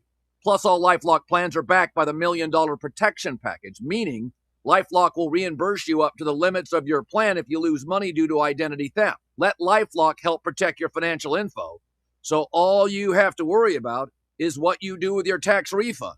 Go to LifeLock.com, save up to 25% off your first year. The promo code is HERD, promo code HERD, to save up to 25% off your first year. LifeLock.com. Identity theft protection starts here. Golf Envy Farragut is the premier indoor golf experience you've been looking for. And right now they are offering a limited number of founding memberships. Golfers can reserve their spot for just $150 before their September grand opening. Founding members receive 90 days of unlimited guest passes as well as an exclusive risk-free first month. That's right. Try out Golf Envy with no obligation. Give it 30 days, and if it's not the right fit for what you're looking for, your first month's dues will be refunded. Members will get access to their Golf Zone 2 Vision NX simulator technology, the most realistic simulator on the market, where they can play more than 300 courses and compete in leagues and tournaments with players all across the country. Golf, rain or shine, 24/7, 365. To learn more and become a founding member, visit their website at farragut.golfenvy.com/presale. A brand built in Tennessee and born from the love of the game. Inward Half revolutionizes golfing comfort. Crafted by a former pro and dedicated enthusiast just like you, our luxury performance wear guarantees you stay cool and comfortable through every swing and every day. We're not just a brand. We've set out to create a lifestyle for those who understand that impeccable style and premium performance are a hole-in-one. Enjoy the walk-in with Inward Half. Fan Run Radio, the flagship station for Tennessee fans. This ain't no wishy-washy, limp-wristed, kale-eating, half-ass sports radio station. We're your in-your-face, truth-telling, say it loud, flag-waving, face-painting, hardcore, bring the noise, causing a ruckus, don't give a damn sports station. Sports talk that doesn't just hang up and listen. For the fans. This is Fan Run Radio. Get some.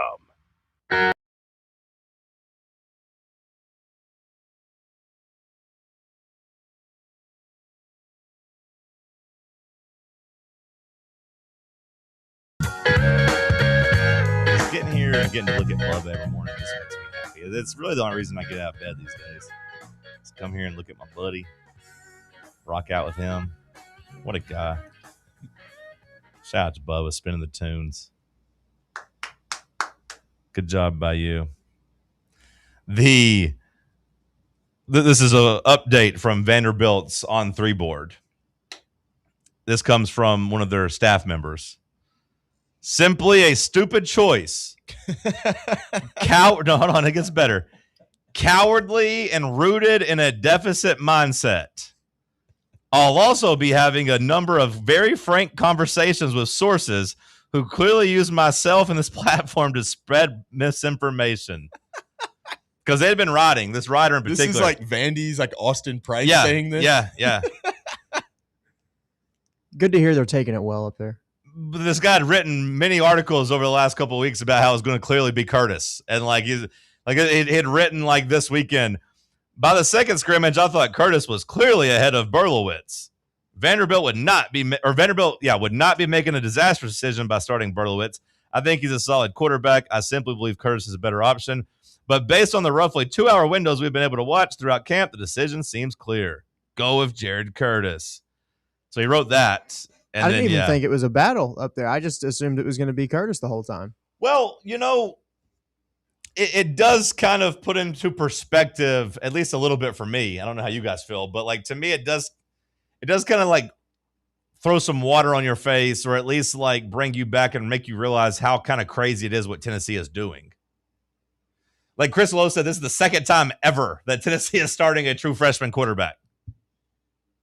Like the only other time, I knew it was like the second time of like, the last like basically since I've been an adult, or at least a teenager. Like 2004, I was 14 years old when Brent Schaefer was the starting quarterback.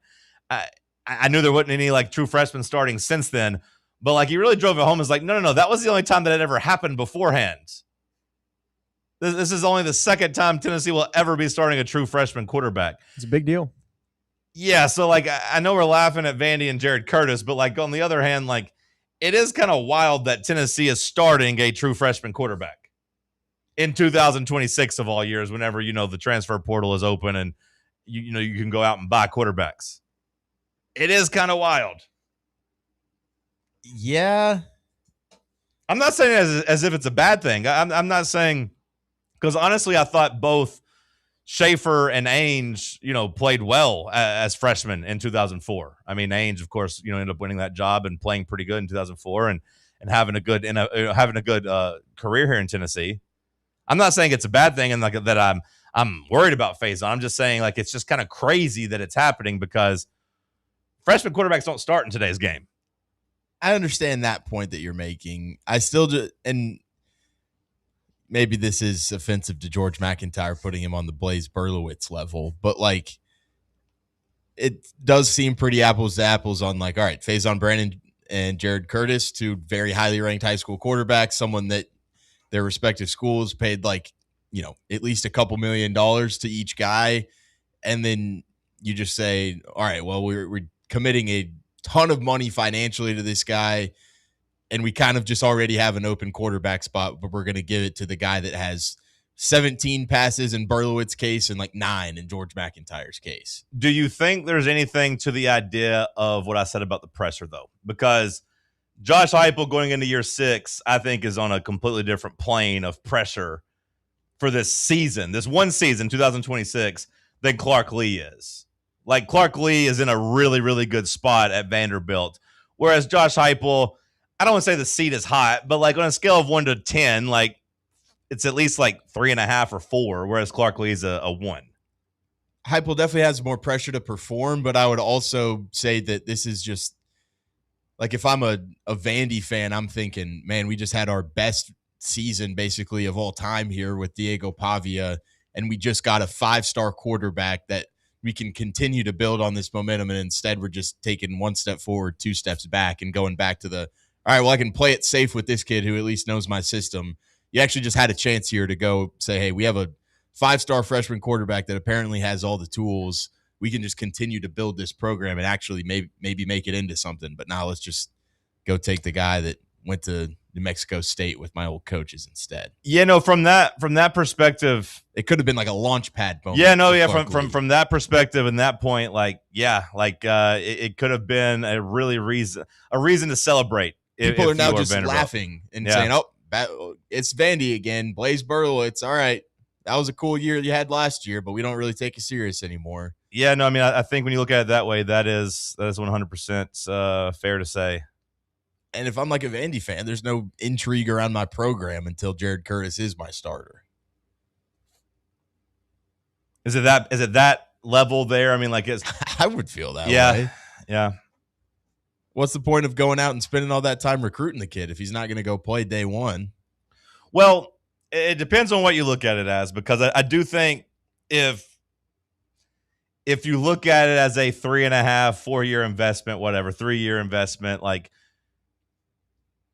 the best quarterbacks in the NFL didn't necessarily start immediately.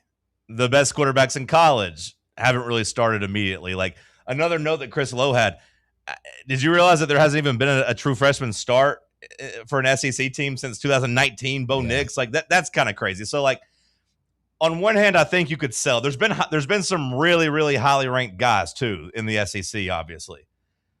So like this isn't abnormal that you have to start on the bench.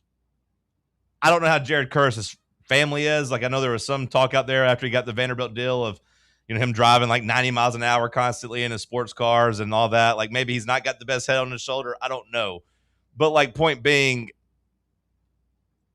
I think you could approach the family. I think you could approach the player and just be like, look, this just doesn't happen in the SEC. It hasn't happened in 7 years. Now it's bad timing because it just happened across the interstate, a couple hours away, and like Faizon Brandon, mocked him. He freshman QB mocked him, but like otherwise this doesn't happen. Yeah, it happened in Tennessee just right down the road. Sure, the in-state school where you're at, it's like, yeah. But outside of them, it hadn't happened since 2019. So trust the process, trust the vision. This is pretty much what every coach has done. Your time's going to come. But then I think to Josh's point, why not just choose the better coach, the better program? If your time's going to come and you got to sit, you might as well go sit behind Gunnar Stockton at Georgia with infinitely better players and an infinitely better coach. Well, I do wonder, like, which, look, I know all the coaches always say it, but I imagine Clark Lee did not promise the starting spot to Jared Curtis. Like, I imagine they didn't say, like, hey, come here, you'll be a day one starter. Hey, you can come here and compete. But, like, yeah, like, I'm sure if he had to do it again and he was told, like, hey, you're going to start on the bench at Vanderbilt or you can be on the bench at Georgia, probably would take your chances of just being on the bench at Georgia. Now, that being said, I think we all agree that his opportunity is going to come this year, right? Because Vanderbilt's not going to go undefeated. It has to. Yeah, like Vanderbilt's not going to be some juggernaut. Like, I don't think this Berlowitz guy is going to light the world on fire. So I do think if you're Curtis, you'll still play more at Vanderbilt in 2026 than you would have at Georgia while making more money. You'll play 6 games at Vanderbilt versus 0 games at Georgia, or 3 games, whatever, for the blowout wins. So maybe ultimately, like, it's still a win. But like I said, like, it is funny. It is funny, but at the same time, it does kind of just really drive home that, like, yeah, what Tennessee's doing with Faizon's kind of crazy. Some of it's out of necessity, for sure, and like not having an alternative with George McIntyre, who's proven that he can play. But I will say, like, it wasn't a life or death necessity. You could have gone out and gotten a transfer portal quarterback. I know you tried to get an elite guy, but like you could have left with something. You could have Denzel'd that and came out with at least a Bo Prabula. You know what I mean? Like you could have came out with a starting quarterback that could have bridged the gap and at least played half the year. Been the Kirk Cousins to Fernando Mendoza for the Raiders. Like, hey, we'll let you take the lumps and we'll bring you when you're ready. We could have done that, but Hypo looked and said, hey, I don't want a C+ quarterback again. I'll roll the dice with the freshman. So, like, yeah, it was needed whenever you got here, and it was just beating out George McIntyre. But at the same time, you could have brought in some actual competition in the transfer portal. And no offense to Ryan Staub if he's listening, but, like, as soon as that guy committed here, we're all like, he wants to be like a coach. He wasn't coming here to necessarily play football. He was coming here to continue his education, get to enjoy the vibes, and, like, get into coaching. They didn't bring in anybody that could threaten him at all. And by him, I mean Faizon. But still, first time in the SEC since Bo Nix in 2019. How does that make you feel? Excited? Nervous? All the above? Thought Bo Nix was pretty good as a freshman. Yeah, I'm excited. They went, 9-4, I believe was the number they went. I don't know if that was 9-4 with a bowl win or with the bowl loss, and that does matter to me. And 9-3 with the bowl loss is much better than 8-4 with the bowl win, as far as I'm concerned. Also, is that even true? I'm looking at Bo Nix's game log. Did Chris Lowe get that wrong? For game logs for Bo Nix, he only had 2 games. Is that right? Or is ESPN wrong? ESPN has to be wrong here, right? Bo Nix played in 2019, right? I would assume so. Like when I'm looking at his game log, it only has the Alabama game and the Georgia game pulled up on ESPN. That can't be right. Surely Chris Lowe didn't lie to me. Chris Lowe's No, this 2019 game log that I just pulled up is pretty extensive. Yeah, because he played against Oregon in week 1. That's what I thought. But like right here on the ESPN, if you look, like the game log on ESPN just has. Brother, you got to be a college football reference guy, sports reference guy. Fair enough. I always go to college football reference, like sports reference, basketball reference, pro football reference. I do use those except for game logs. They're just harder. The game logs are harder to get to. Yeah. So I typically, like, I do that for everything else, but not for the Yeah. game logs. Yeah. Okay. I knew Chris Lowe wasn't going to be wrong about that. I remembered him playing. Does it have whether or not they won the bowl game or lost the bowl game? They lost the bowl game. Okay, so 9-3. I mean, I think we'd all sign up for that. Absolutely. Yeah, that's what the last true freshman did. I think we'd all be on board with that. That was a success. Now, you could argue about whether or not it ruined Bo Nix. Like, I don't think I'd sign up for Bo Nix's career for Faizon Brandon, where, like, he isn't – like, with that being said, like, he was the 1 seed in the AFC last year, but, like, he did that by going somewhere else. Like, his development, you could say, was stunted at Auburn. Now, you could say that might have been the coaching. I don't think I'm going to put it at the feet of just playing early in his career. I'm not going to say that, but I'm just saying, like, Bo Nix's Auburn career did not go great. We'd all agree on that, right? It was pretty disappointing. His first year, he was 57% completion, 2,500 yards, 16 touchdowns, 6 interceptions. So like, yeah, his first year wasn't kind of like, is that pretty similar to Nico's stats in 24? Yeah, without taking the rushing, because I know with rushing, I think you get up to like 22 touchdowns for Nico, but I want to say it was maybe 25. Was it only 19 passing touchdowns, I believe? 2,600 yards, yeah. 19 and 5. Yeah. So, well, is that a good thing or a bad comparison? Because, like, I wouldn't say Nico's career at Tennessee went well either. Well, like, I was just from just like a statistical standpoint. Like, hey, you don't have to go out there and blow the world away statistically to be able to go out there and, find some good wins. Yeah, I mean, I feel like had Bo Nix developed in year 2 or 3 at Auburn, I think I wouldn't have cared about the freshman year. I think it's just knowing that, like, the next year it was 12 touchdowns and 7 interceptions. He really only threw 39 touchdowns in 3 years at Auburn. That seems crazy. It seems so low.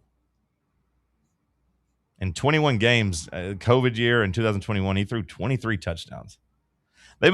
Auburn fans must have been sick when he got to Oregon, because they immediately went to 29, and then the next year was 45. Yeah. And now he's in the NFL. And like I said, was on the team that, had the best record in the AFC last year. So it doesn't happen.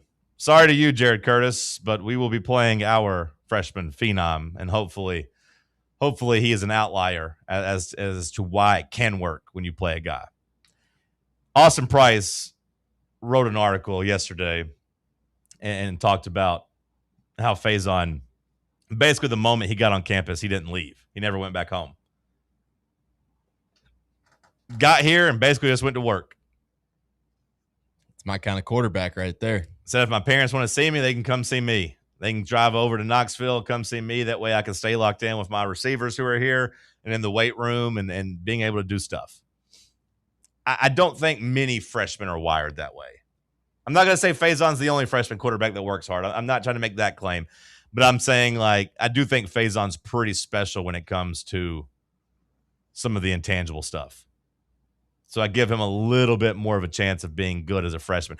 I think you could go and say, even for his flaws, like, I think Jalen Hurts had that same type of, like, work ethic and, like, drive. Like, he's kind of a cornball and he's kind of limited, but, like, I do think he cares and wanted to be great. And, like, once he got the job as a freshman at Alabama after game 1, like, he was pretty solid there.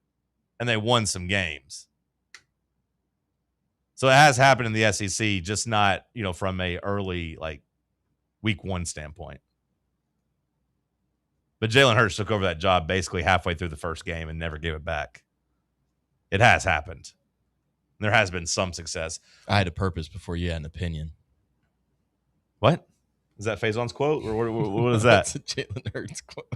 Oh, well, like I said, he's a cornball. He's a cornball, but like that statement makes sense. I had a purpose before you had an opinion. That to me is like somebody that's like working really hard and like trying to do all this stuff and feels like he's got a higher calling and is trying to like reach his potential and do all that. Like it feels like Faizon. It feels like Faizon's kind of wired that way. Whenever you tell me that the guy locks himself up into the facility and just puts in work. Bubba, send us a break. Let's talk sports on Fan Run Radio. Can't get enough Fan Run Radio? Download the free Fan Run app and take the best Tennessee sports conversations with you wherever you go. What kind of day is it? It's a White Claw day. Grab a pack, grab your friends, everything else in life can wait. Your friends shouldn't. Let's go. White Claw. Grab life by the claw. Please drink responsibly. Hard seltzer with flavors. White Claw Seltzer Works, Chicago, Illinois. Welcome to Axle Logistics, where excellence isn't just a goal, it's an energy. As a leading third-party logistics company, Axle is powered by an award-winning culture built on a work hard, play hard mentality. Here, the drive for success is contagious and hard work never goes unnoticed. Whether you're just starting out or looking to level up, Axle Logistics is the place to launch your career. Join us and take your ambition to the stars. To learn more, visit axlelogistics.com.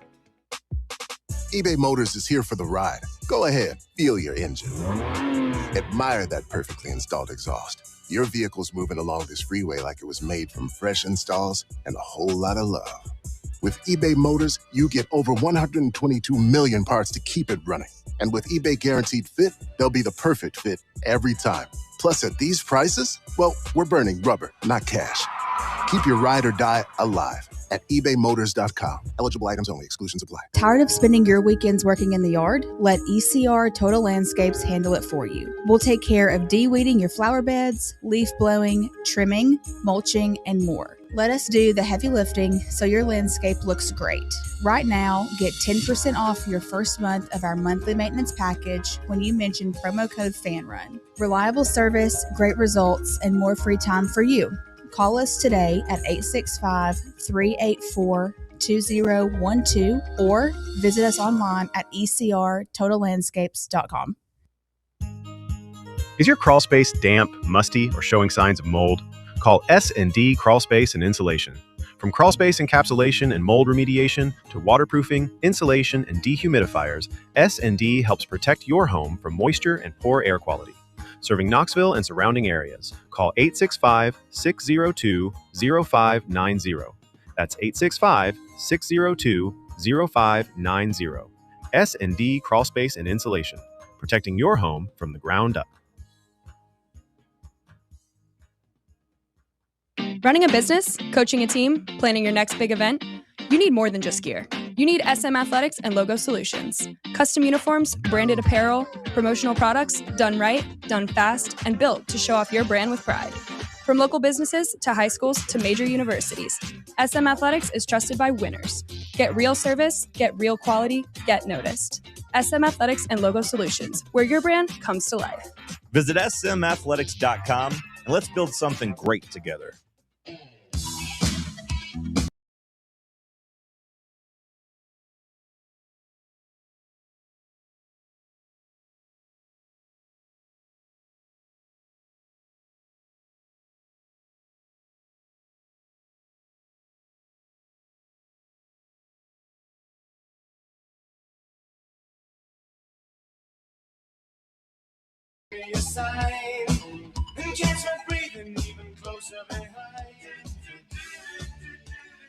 Maybe I'll be proven wrong, and I hope I am. This is a very short-sighted decision, and I'm really trying to understand. Would love to hear a real explanation from Clark Lee and other decision makers, not just coach speak, blah, blah, blah, writes in another Vanderbilt admin staff member on their website. I am shocked, but there must have been some reps that the Door Report staff didn't get to see during closed period. This is the only justification I can come up with. I am starting Curtis, but this staff earned my trust after last year. regardless of frustrations, we need to support our boy Berlowitz. I can't imagine like Austin Price or Brent Hubb saying something like that. Like, no, not at all. I mean, this feels like, I mean, y'all know the Stephen A. Smith clip where it's like, we have been hoodwinked, bamboozled, that whole thing. That's how they feel right now. We have been hoodwinked, bamboozled, led astray, Run run amok, and flat out deceived. Yeah, but like the type of outcry or meltdowns reserved for fans usually. And look, I know that we're in a different era. Like, look, we're fan run radio. I'm not casting stones. But like, if you're on like those message boards as like the staff writer, maybe I'm just used to Austin and Brent and like, you know, Grant Ramey and those guys not really wearing their Homer fandom hat. Like, I think they all root for the Vols and they know it's better for business. But like, I just haven't ever heard one of those guys say, we need to get behind our boy Berlowitz and root for them. Like, they don't try to put down the players. They try to say like, hey, don't give up on a player. But like, we need to support our boy Berlowitz. And they're handling it better than the fans are, because the fan writes in, how is this a cowardly decision? To which that one guy that wrote the article that was melting down said, can you name a single reason to start Blaze that isn't rooted in fear / trying to protect someone? I mean, these guys are losing their minds. It might just be that Jared Curtis ain't ready. Like, it might be that. Yeah. I mean, he might not be ready, I guess. No better way to figure out if he's ready or not than sit him on the bench. At some point, I also just think this is like and it's gross with the way that college sports have unfolded, but like, this is almost like a roster retention move, I feel like, for future years of just like, this kind of puts a bad taste in the guy's mouth of, man, I might have been promised this or that, or I thought I was coming in here to be the starter and now I'm not. And, you know, let's say I only get to play in 4 games this year or something like that. He's probably transferring.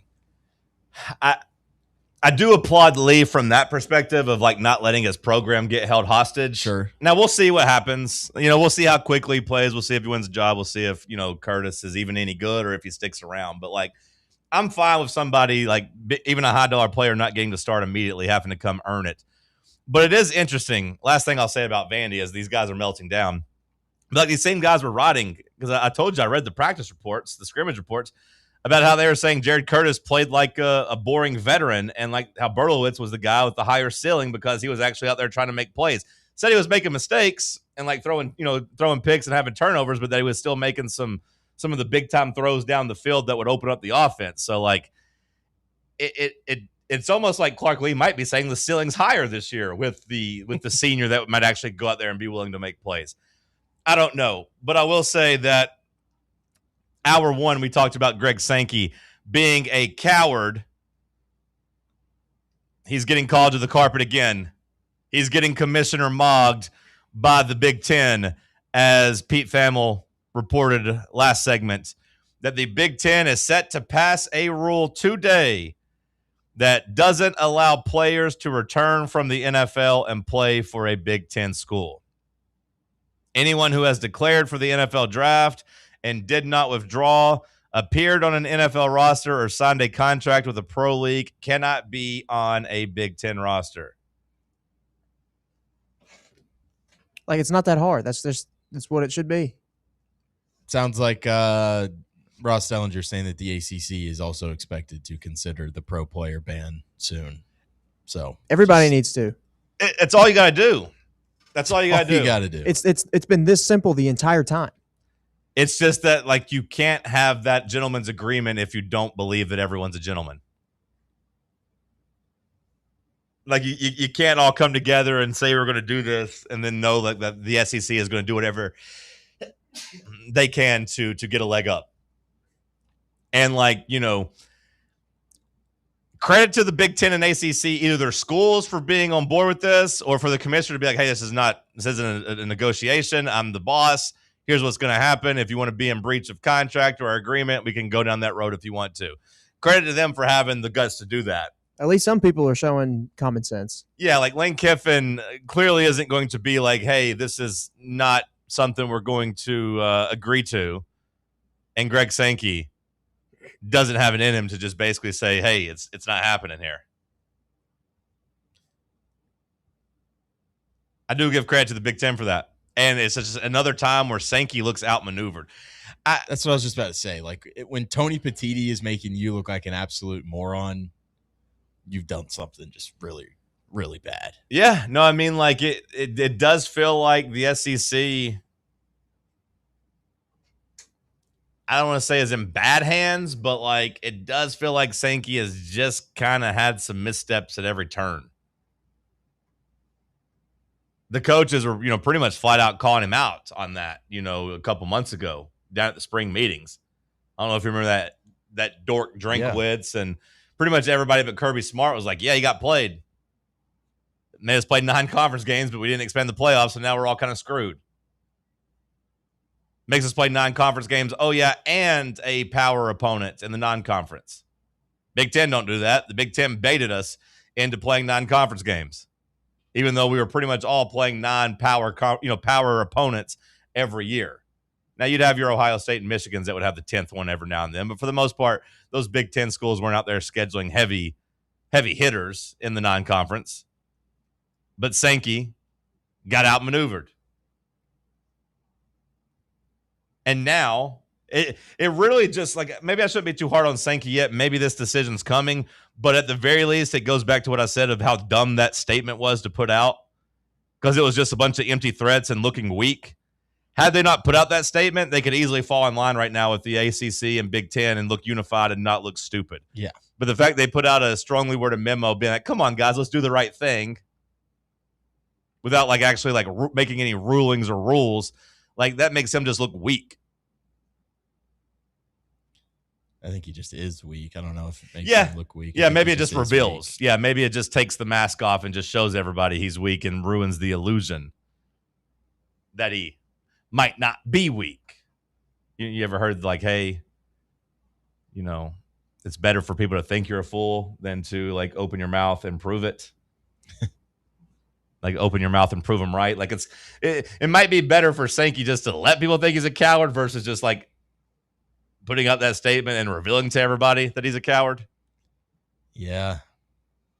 But like, yeah, like coming out and like, oh, guys, come on, please, no. He's the buff dog, weak dog meme is what he is. We're the SEC. We're so strong. Weak dog. Oh, please don't sign the NFL players. You're going to make me sad. Sankey better hope an SEC team wins the national title this year. Does that fall on Greg Sankey? Because you say that, and I don't disagree. Like, it feels a little unfair to like hold him accountable for whether or not Georgia or Texas or Tennessee. Well, if your teams aren't going to go win the actual game that's being played, and you continue to get out chest moved in every other aspect of the college sport, I feel like it's pretty simple. Like, the guy can't do his job as a commissioner, and he doesn't have teams that can go out there and at least win on the biggest stage. Yeah, I mean, right now the Big Ten's winning championships, and they're making the correct moves as conferences. Like, I don't know if I can chalk that up to Sankey, like in terms of the teams, maybe like getting the pendulum getting swung back whenever we didn't have unfair advantages and maybe being a little bit more willing to cheat and whatnot. Now that the Big Ten can pay players, but he needs to whip the boys into shape or something. He needs to get them into shape and yell at somebody. Get something. Get something on the books. Hell, maybe we need the NFL players. I'm just saying, like, maybe that's it. Maybe Sankey's like, hey, if you guys want to win a national championship, if you want us to break this Big Ten streak, you better let LSU get some NFL players, because otherwise they ain't going to have a chance of doing it. I'm just saying that, like, your credibility goes down the longer you go without winning, and then also saying, like, oh, the big bad SEC, look at all this that happens, and, like, we're the one that's bending the rules, getting NFL players back into our conference and still not winning a championship. Like, to me, that stuff that does just show signs that your conference isn't exactly as strong as you think it is, and you continue to pound your chest saying that it is that strong. No, yeah, you were 100% Teflon whenever you were winning, 7 straight national championships. Like, none of the other stuff really mattered. Like, you didn't really care that you weren't good at basketball. Who cares? We dominate football. Now, eventually, everybody took the football money and got good at basketball. But yeah, winning is a cologne, right? It covers up everything. When Sankey, he might have been a little baby the entire time, a little coward the entire time, but when he's hiding behind Georgia and 2019 LSU and Alabama, everything looks pretty good. But yeah, now he looks like a baby, and like you can't even get, much less win a national championship game. You can't even get to the game. Yeah, you can't even get there. Like you're getting like it's not like you're coming up short in the national championship. You're getting kind of dominated in the playoff whenever you do play. Now I would say there's some caveats with that, but at the same time, like Alabama just got their ass kicked by Indiana. Now Indiana was great, but Alabama got their ass kicked. And yeah, like Carson Beck was out 2 years ago, but like Notre Dame kind of whipped up on Georgia. You need better showings for sure. Hour 2 in the books. We'll have some more news in hour 3. We'll have some Tuesday trivia. Stick with us. Take Fan Run Radio with you on the all-new Fan Run app. Just search for Fan Run Radio wherever you download your apps. Ever been the coach who realized the team's gear just wasn't up to par? Well, if I'm being honest, that was me. Just a downright irresponsible and plain bad coach. Then SM Athletics changed the game. I want you to picture this. I walk into their store, a coach with a vision. SM Athletics didn't just see a coach. They saw a team's potential, and they delivered custom uniforms so striking. Our team's spirit soared. From cutting-edge apparel to top-notch equipment, SM Athletics transformed our presence. No more unreliable online orders or envying the other team's style. SM Athletics stands for quality, design, and on-time delivery every time. Coaches, elevate your team with SM Athletics. Call 865-966-3434 or visit smathletics.com. Get the best for your team, delivered right and on time. So, elevate your team's game by contacting SM Athletics today. Does tooth pain have you on the injured list? Don't get stuck on the bench watching from the sidelines. Hi, I'm Dr. Jacob Wolko, inviting you to come let Knoxville Smiles get you back in the game. Bring your whole roster in for a winning checkup. We'll keep your smile shining bright under the Friday night lights and geared up for Saturday afternoon kickoff. Visit us online at knoxvillesmiles.com or just call 865-539-1776. Smile brighter with Knoxville Smiles. Believe in family. Believe in your fellow man. Believe in honesty and an honest day's work. We do. We're Farm Bureau Insurance. And we don't just believe in Tennessee. We believe in Tennesseans. Farm Bureau Insurance, Tennessee's insurance company. This is Baseball VFL Cody Brown. Farm Bureau Insurance is the official insurance for Tennesseans. Believe in me for all of your insurance needs. Give me a call at 865-992-3871. Citizens National Bank. Are you getting penalized because you can't make it to your bank on time? No need for unnecessary roughness. It's time for a new game plan. Easily manage your accounts with Citizens National Bank's mobile banking app. Check your balance, deposit a check, and pay a bill all from your phone with CNB's mobile banking. Citizens National Bank. Banking never felt so good. Member FDIC. Today, we raise a glass of Jameson Irish whiskey to the sport of football. Hear, hear! To Gaelic football, born in Ireland in 1885 in its thrilling blend of soccer, rugby and basketball.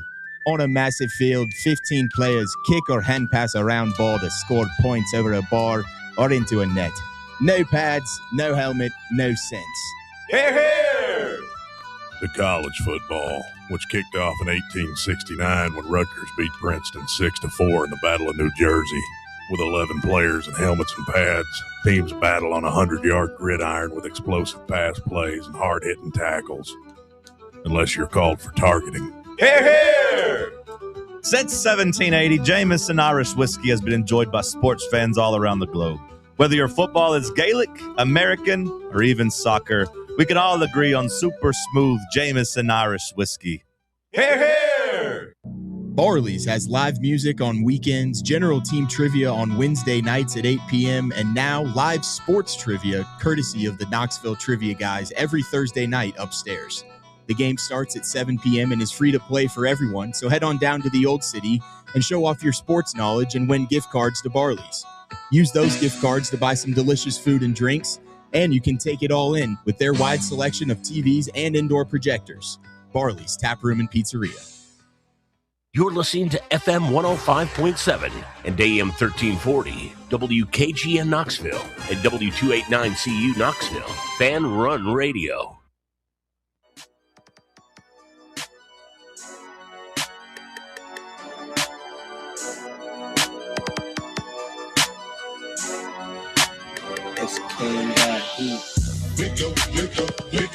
Talk Sports. Talk Sports. Talk Sports. Talk Sports. Talk Sports from 7 to 10. Ay. Overrated, underrated on Wednesday. Fan Run Radio, Talk Sports said, not in my house. I ain't talking to Kim, babe. Johnny Cody out here asking where the ops at. Tennessee Volunteers here for combat. It's the Cherokee Ghost, John Reed and Cody doing everything we can to bring Rocky Top back. Talk Sports from 7 to 10. Never leave a witness, never leave loose ends. Nico ain't nothing but a nuisance. 2026, we making new friends. Talk Sports. Hour number 3 kicking off here in the White Claw Hard Seltzer Studios. Before I kick it over to Josh for headlines, Pete Nakos is reporting that the expectation is that the SEC will talk over a similar rule to the Big Tens at today's meeting in Birmingham. He also then included that the ACC is also discussing a similar rule. It'd be really funny if the Big 12 was just like, nope, we're good. You can bring in all the NFL cast-offs to us. Colorado, Deion Sanders, we're going to get you back to being relevant, buddy. Come on. Group 5 schools, hey, come on in. You want to come to Memphis and play ball? We'll take you. Might not make much money, but you can play football. All right, Josh, let's have some headlines. What you got? A high school football coach was fired after being caught on the practice film kicking a football that hit one of his team's players in the groin. Have you seen the video of this? Because the video is out there. I've seen the video, but what'd you say the punishment was? He got fired. Oh, really? Yeah, no, he's out. He's done.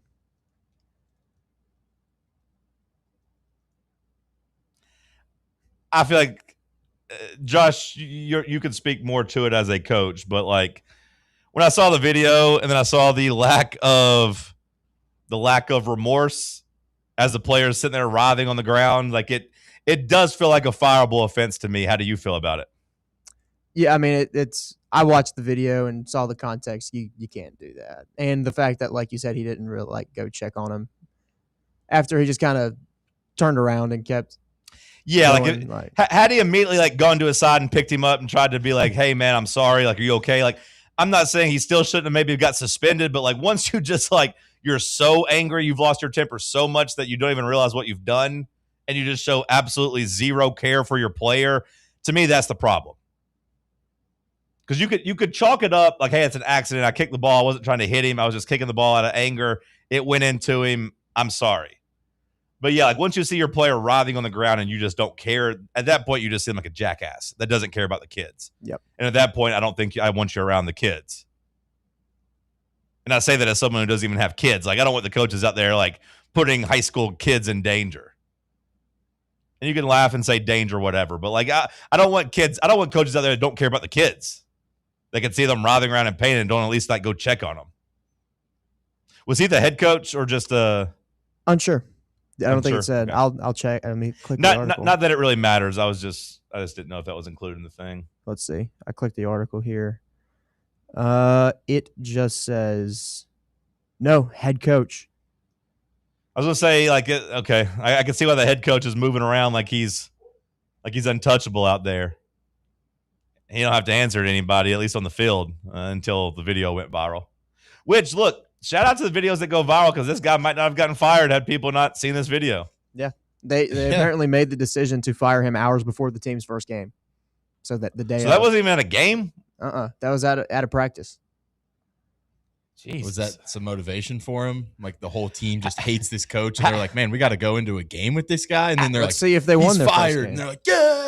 I mean, it worked for the guys in Varsity Blues. I don't know if you ever watched that movie, but it works for them. But why was this coach so mad during practice? Like, what the hell had gotten him so fired up at this Let's point? look it up. It was Royal High School.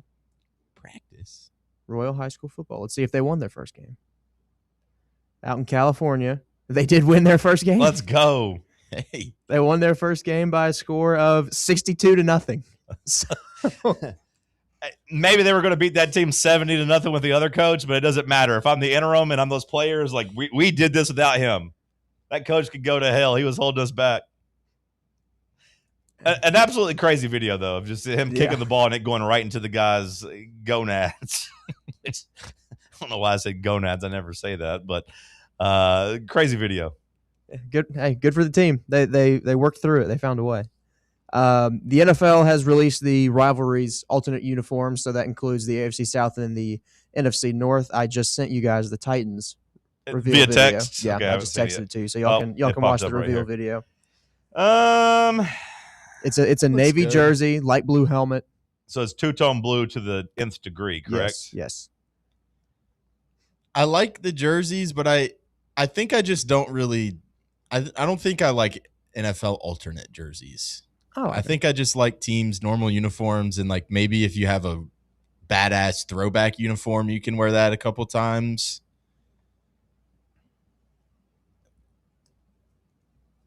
I just like, are we going to continue to wear this like once a year for I think it's a long one, time? I think or it's a is this once a just- year thing for a while. I think that's the idea with the rivalries thing, is that you have an alternate that you can wear once a year.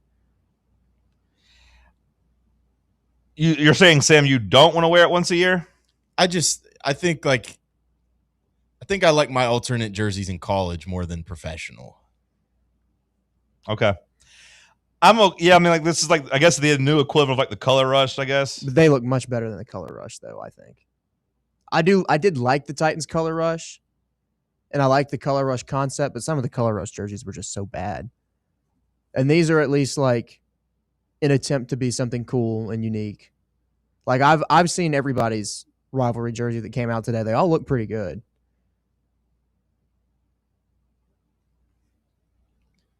Have we seen the Texans yet? Yeah. Everybody's is out. So the you Texans, can look it up. are they going with the blue? Are they trying to do the love you blue? Theirs is white. It's Okay. it's kind of love you blue numbers, but it's a shade off. Okay. I'm trying to find a picture of it. I saw the leaks of it. Are but they I'm not trying down to there troll the look at it. Titans? Is what I'm asking. Like they Yeah. are. Okay. They claim it's their colors and it's not. Yeah. So they're trying to like reclaim that color, which is pretty funny to me. Oh yeah. Okay. Our city, our colors. Why the hell we got gray? Yeah. What are the Colts Bubba's over here like? Hey, what about me? What'd you guys wear? Gray? Yeah, they got gray. Why the hell we got gray? Let's see, Bubba. Okay, I'll say the Houston could have. They weren't that aggressive. I don't think at trying to go at the Titans. No, I it don't- wasn't I too don't- bad. You can see what I mean. Like the shade's a tad different. The red is a tad different. Yeah, but like the whole our city, our colors thing, I Yeah. definitely feel like they were trying to kind of reclaim it. But I hate that I say this, but I really dig the Jags. That's jersey. too gray, Bubba. I haven't seen theirs yet. Well, you sent me everybody's or just the Titans? I just sent you the Titans. This is everybody's right here. Send me if you can send me everybody's. Yeah. I got you everybody's. Yeah, the Jags look pretty sharp. I don't like the helmet. Ugh. I haven't seen the helmets for It's a any of them. teal I've helmet. seen the really? Ew. But that jersey is sharp. I like that number. The font. Vikings one I like.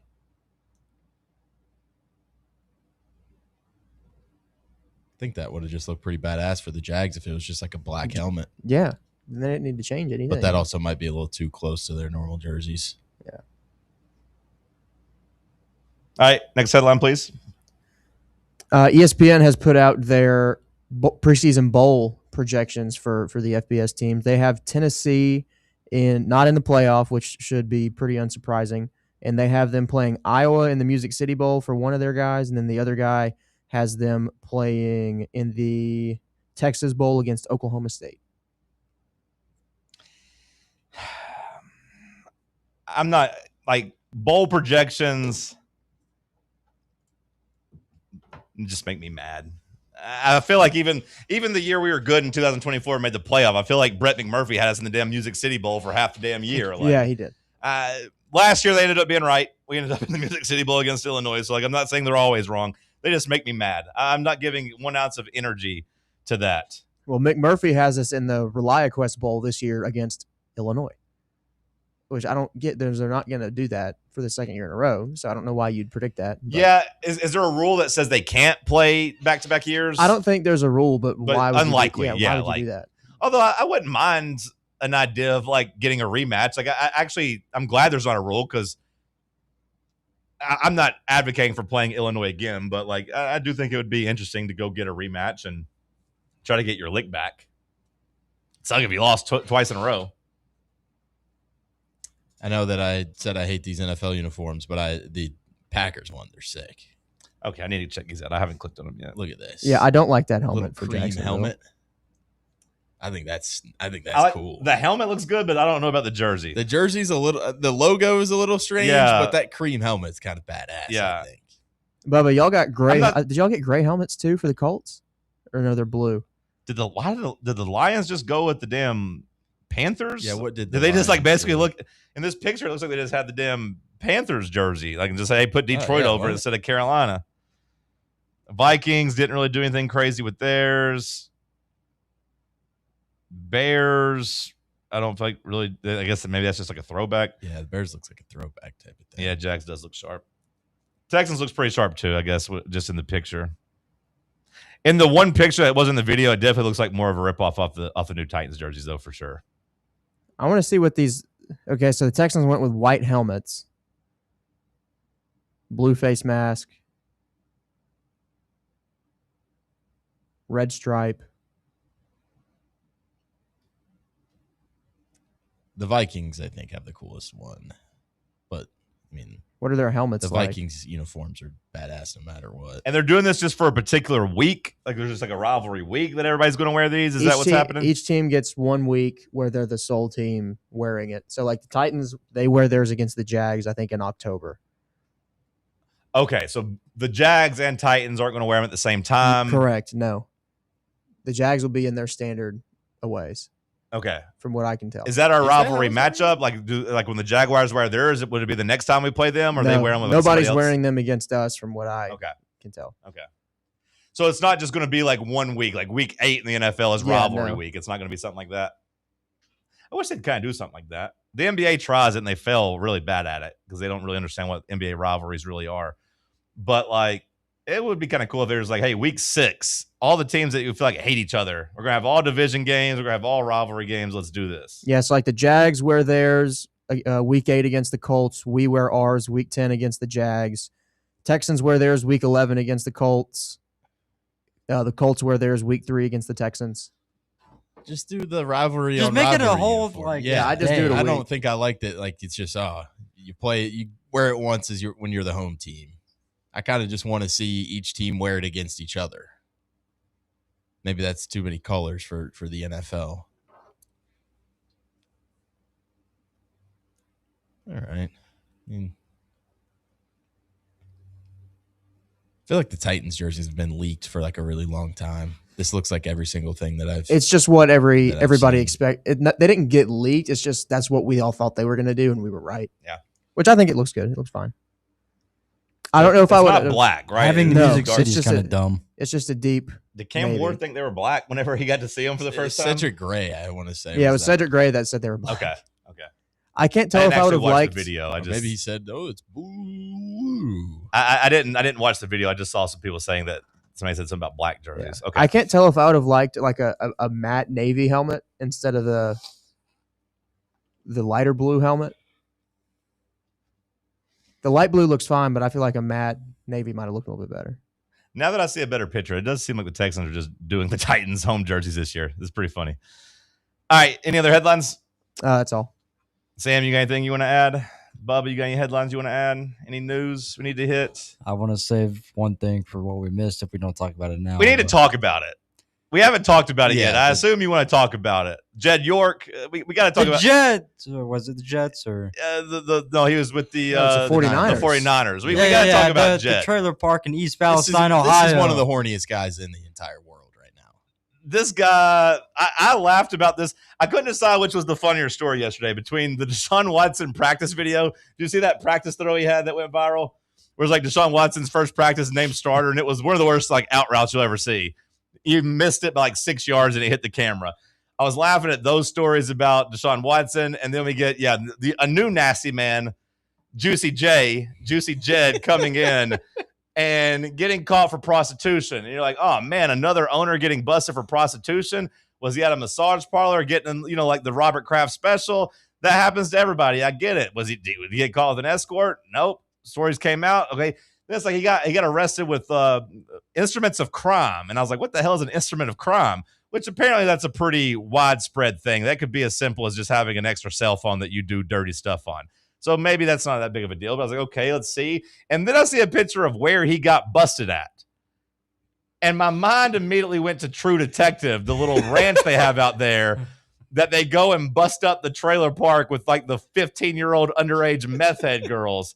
And I was like, oh my God. The one that like made Smarty just disgusted to be at as he's looking around like, what are you doing here with these women? And then I see that he got busted trying to pay $140 for the hooker. And I was like, my God, what is this guy doing? But then I saw it was like 30 minutes from where he grew up. And I was like, this guy might have been coming here for like 30 years. This might just be what he does to unwind. This might just be his ritual.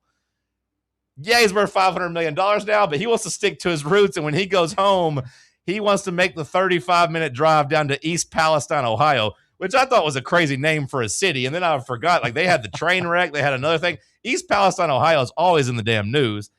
But he just wanted to go back and connect to his roots. And I don't know if he's got the same girl that he's been going to for 20 years or if he just likes the pimp or the pimpette out there, I guess, who has the brothel of women. But it was one of the craziest things I've ever seen. Like I said, it made me immediately think of True Detective. I think there's a misunderstanding here. Okay. I think it's, high school sweetheart, some girl he grew up seeing. He was looking for a high school sweetheart, I think. And every time he comes in, she's like, I'm a little short on something this month. The kids could use some extra food, or it might be something to that. And he's like, oh yeah, I got you here. Take this little birthday. Or maybe gift. they specialize in the recent high school dropouts, and that's what he likes. Like just the girls that maybe they give him a shot of meth when he's down there. Maybe I think he just found a bargain. He's $140. He said he can't find that in California. Well, there might be some truth to that, but like. I wonder if he just likes going out there and getting high too. Like if they actually have some meth for him out there.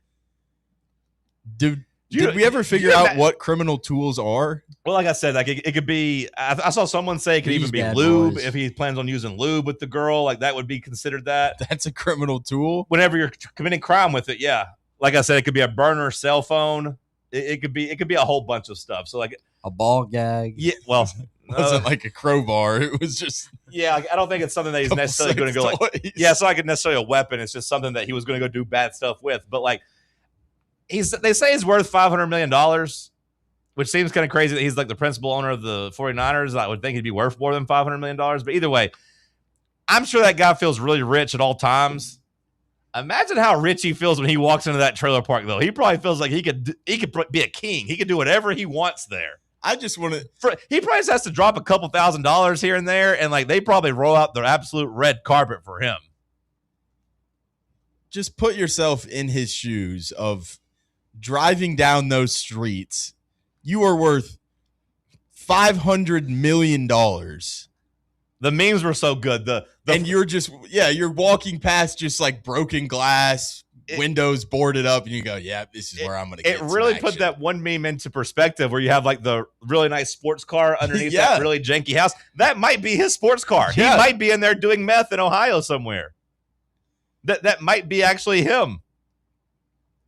One of my favorite tweets was this Jed York prostitute story is great for football. Too many sports teams are now owned by faceless private equity conglomerates, and that removes the human element crucial to sport.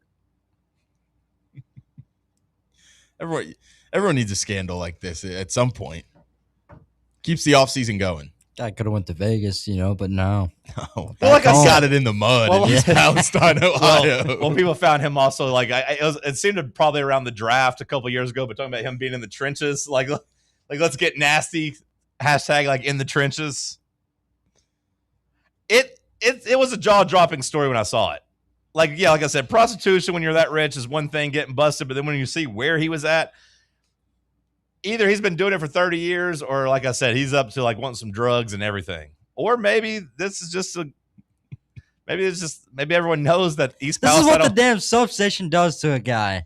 Maybe that's what you should blame. My brain's fired. My brain is fried. How many games have the soccer girls played? Do you know? I know it's a That's a pivot right there. I was switching up, but Brett sent me a thing, and I was trying to get to an answer. I was switching up because it was something that we had talked about. Okay, so I'm looking it up right now. They've only played like 4 games. I don't think they've lost though. No, they haven't. But I say that just because No, they're 4-0. I say that just because Brett sent me a message, and I guess on the last game yesterday against Western Carolina, or 2 days ago against Western Carolina, the Lady Vol soccer team went ahead and did their senior day. Kind of like we had talked about with Ohio State. No, that's so stupid. They went ahead and did that. They put out a tweet, Vol Soccer, a special moment honoring our 4 seniors ahead of like last night. So they went ahead and did that like we talked about. It's stupid. I'm out on Shay O'Rourke when I found out that she was taken. So let's go play some Tuesday trivia. Shout out to Juicy J York.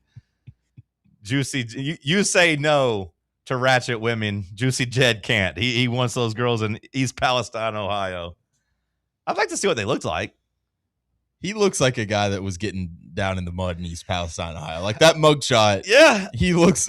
We should have known about this sooner. Look, it's what they say. Make the money. Don't let the money make you, baby. Like he's been Juicy Jed ever since he was coming up. Just because he made a couple $100 million don't mean he has to forget his people.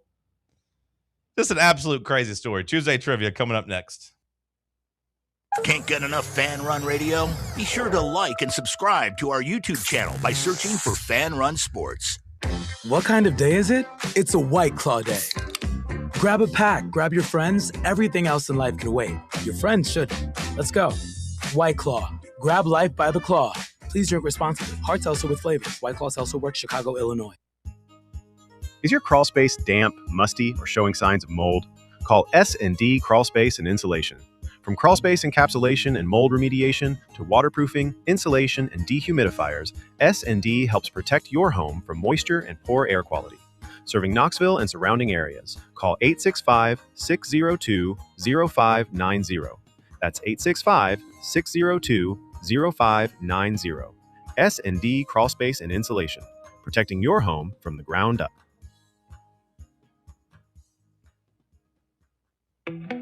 Welcome to Axle Logistics, where excellence isn't just a goal, it's an energy. As a leading third-party logistics company, Axle is powered by an award-winning culture built on a work hard, play hard mentality. Here, the drive for success is contagious and hard work never goes unnoticed. Whether you're just starting out or looking to level up, Axle Logistics is the place to launch your career. Join us and take your ambition to the stars. To learn more, visit axlelogistics.com. Hey, Vols fans, Cody Brown here. I grew up right here in Tennessee and know what it means when someone says, I've got your back. That's why you can trust Farm Bureau Insurance of Tennessee. Whether it's your home, your vehicle, your family's future, or the business you built from the ground up, we will show up for all of your insurance needs. We are Tennesseans who understand what matters, which is doing right by you. Insurance is not all about just paperwork and policies, but it's about the people we insure every day. So if you want insurance that hits home, give me a call at 865-992-3871. Go Vols. Located in Knoxville's historic Old City, Barley's offers great food, live music, the best draft beer selection in town, and now your new favorite place to watch sports. Their indoor projector is perfect for any weather, and they've revamped their upstairs area with more TVs to take in all of the action. Their menu features hand-battered chicken tenders, juicy burgers, fresh salads, and the tastiest pizza in Knoxville. You can enjoy their happy hour drink specials daily from open until 6 p.m. Barley's Tap Room and Pizzeria. I'm a pretty great multitasker. I can wash dishes and do laundry. I can roller skate while walking my dog. I can even order lunch while doing my homework.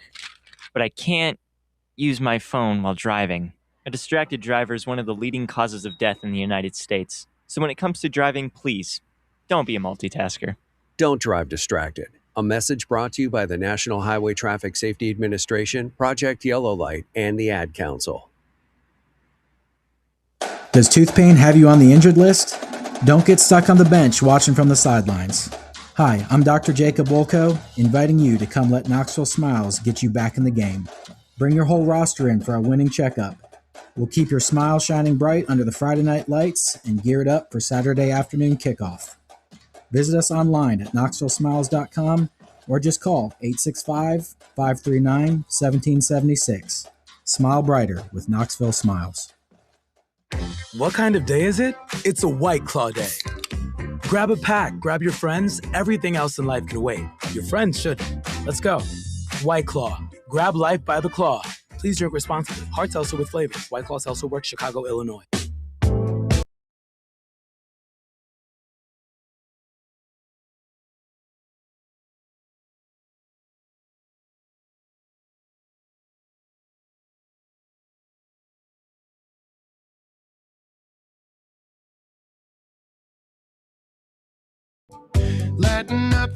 Let's play some Tuesday trivia. Today's version brought to you by SM Athletics. If you need some apparel, some uniforms, maybe you're a recently fired football coach because you kicked a ball and it went into somebody's gonads, and now you need to bring them in. Well, I wasn't going to say we're hiring them. I was just going to say maybe he needs to make amends and then find a new team, start his own team, maybe in Little League or something, and needs jerseys. I don't know if I want him around Little League age kids. Well, I don't either, but I was just saying. I want SM Athletics selling to him. Okay, well, that's fair. I don't know if we vet all of our customers or not, but fair enough. SMathletics.com. SMathletics.com. Bubba, what trivia topics do you have? And did you do these yourself or did somebody send them in? And they better not be space related. Nobody sent them in, but I kind of phoned it in.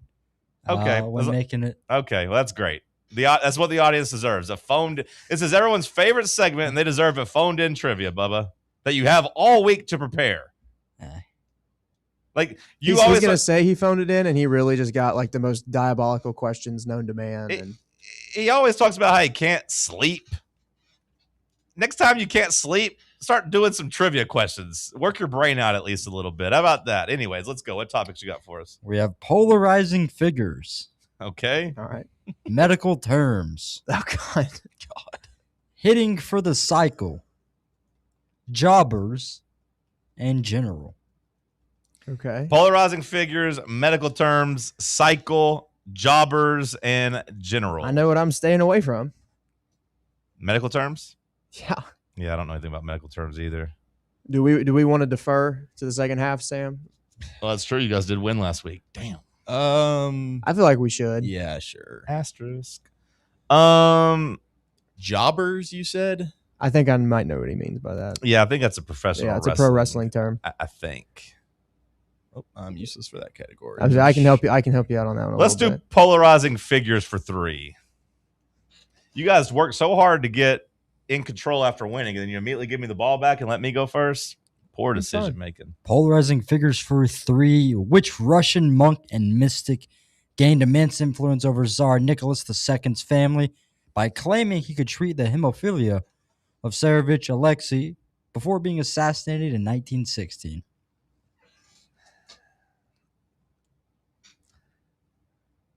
I didn't know this guy was polarizing. I thought everybody just thought he was a badass, but it's Rasputin, correct? That's correct. Yeah.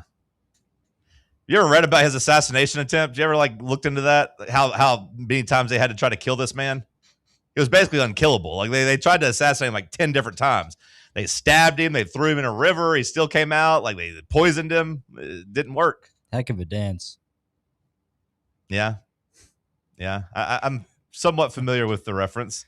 It's like on the Wii games or something. Let's do it for us real quick. Yeah, I think I've seen it on the Wii games or a YouTube video or something. It didn't make it to my generation, but yeah, Rachel and her friends, they love it. Yeah, whenever she put it on for the first time, I was like, what the hell is this? Bubba, you need to hit that at his wedding. You know what? I think that'd be a really good. I'll put that on the playlist because it will make them go crazy. And Bubba, you could be the star of the show. You just work on your dance moves. That's a great idea by you, Josh. The problem with that is there's a guy that did that on TikTok. Okay. He learned it for his sister's wedding. That's okay. We don't have to put it on video. It took him 28 days to learn it. It'll take you 27. Yeah. You got time. You got time. Yeah, you got 2 months. All right. Shout out to Rasputin though. I knew that information was going to come in handy at some point. 3 trivia points. Where are you thinking here, Josh? I mean, I'm good with general for 3. We can start there. No categories really speaking to me. Yeah. Let's try general for 3. The Hoover Dam's previous name. Ooh, what the hell? I didn't know it had a Yeah, me previous neither. name. That's a tough 3-pointer.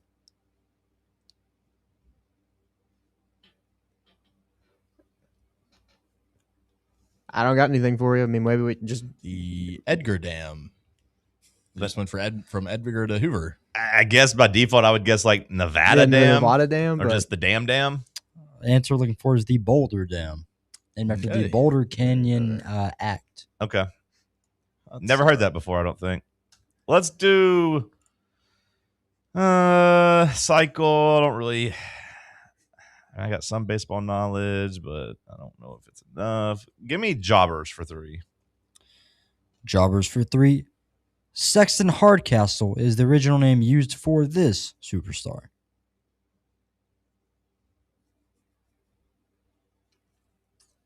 See, I would not have known that one. Yeah, I was hoping there'd be more context, at least an era or. So is he a superstar or is he a jobber? I mean, I guess they call them all superstars. Sexton Hardcastle. Sounds like the person that Jed York was hitting up.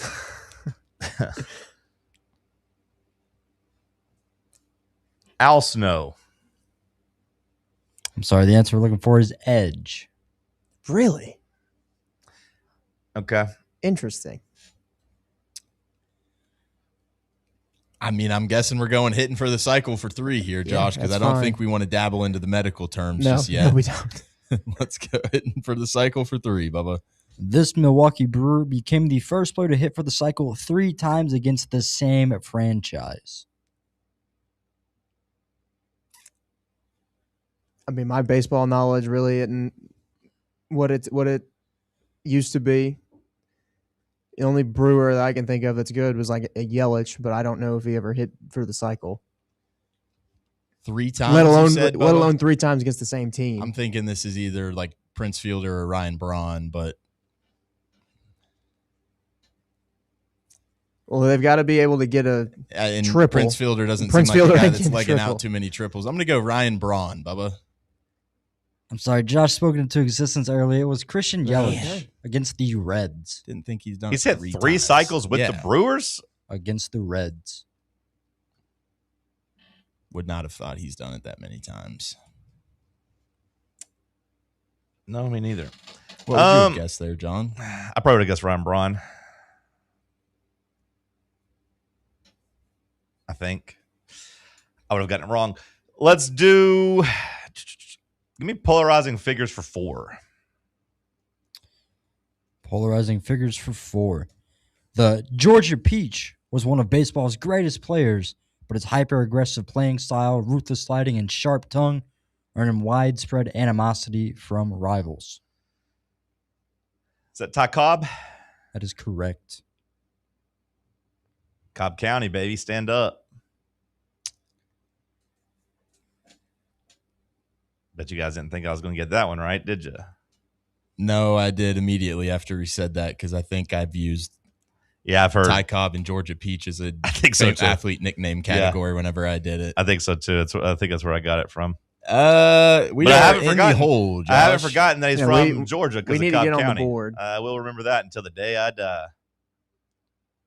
Because the only 3 we have left is medical terms, and I don't want to touch that. Well, do you want a 2 or a 4? I would say go 2s, get on the board. What are you feeling best with? I mean, if you feel like you're good with the jobbers for 2, I could maybe get that if you want to. Yeah, do that. I'm just of zero help. Oh, did y'all miss General for 3? You did, right? Yeah. I have you down 7-3, but no, it's 7-0. Oh, nice. Let's go jobbers for 2. I guess. Let's hope I'll jog my get brain this here. here. Jobbers for 2. In 1994, a 16-year-old lied about his age to wrestle on WWF Superstars using the fake name Keith Davis. Oh, you're not done? Go. No. Getting swashed by Razor Ramon, along with his real-life brother, what multi-time World Tag Champion made his television debut? Oh, that's it's one of the Hardys. I just can't remember which one it is. It's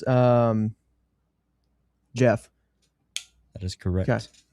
Nice work, Josh. They're not actually brothers, Bubba. They're cousins. His real life cousin, just for the record. Put an asterisk by the question. I don't know. No, I'm fine with Josh getting the points. It's a good answer. I'm saying the question maker. Bubba's been walking around getting worked. He thinks they're actually brothers. They're cousins. They're cousins. Good work. They're still family. Good work. They are. Still family. They are. Yeah. What was his name though, Bubba? What was his name when he got squashed? Keith Davis. So his name didn't do it for me. Yeah, it was the story. I knew it was Jeff Hardy just because I remember him. I remember that story of him wrestling underage. Well, I'd heard the story before, and I was trying to remember who it was. Yeah, and I was like, okay, You know who else was wrestling under?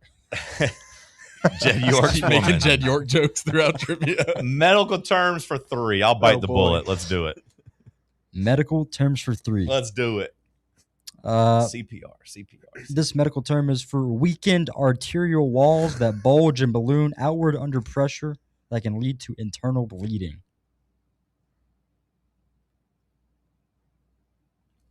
This is something that the audience listening is going to be like, this is probably easy, but especially if you're a medical professional. Can you read that one more time?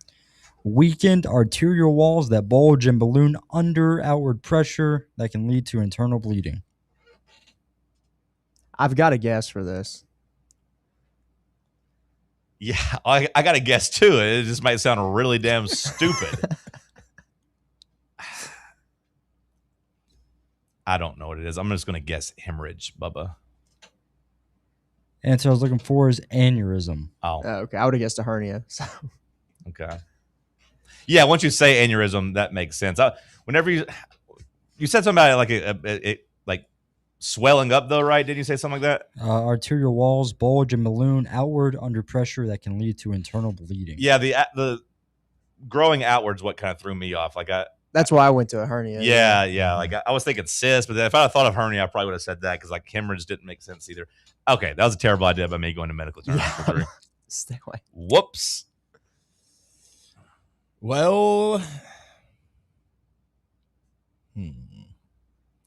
feels like general for 4 is our best way to try and get back in the game, but general for 3 was impossible. Yeah. Oh no. Or we could jobber for 4. I mean, it's just all up to you on jobbers, Josh. If you want to take it, go general. Be my guest. Go general. Let's see if we can just get try one and here. give us a chance. All right, general for 4. We can have the both of us working on this one. General for 4. In cinema history, what 1939 epic became the first film shot in full Technicolor to win the Academy Award for Best Picture? You lose me with movie knowledge in the 1930s. So, but it's probably good we did this because that means he can't get it because he probably would have gotten it, or he'll have a better guess than we could. As I've made trivia before with some movie categories, I've scrolled down the list of first winner here, and I've seen it before, but I got no damn clue what this movie is. I can't even name a movie that was released in the 1930s. So do you pass?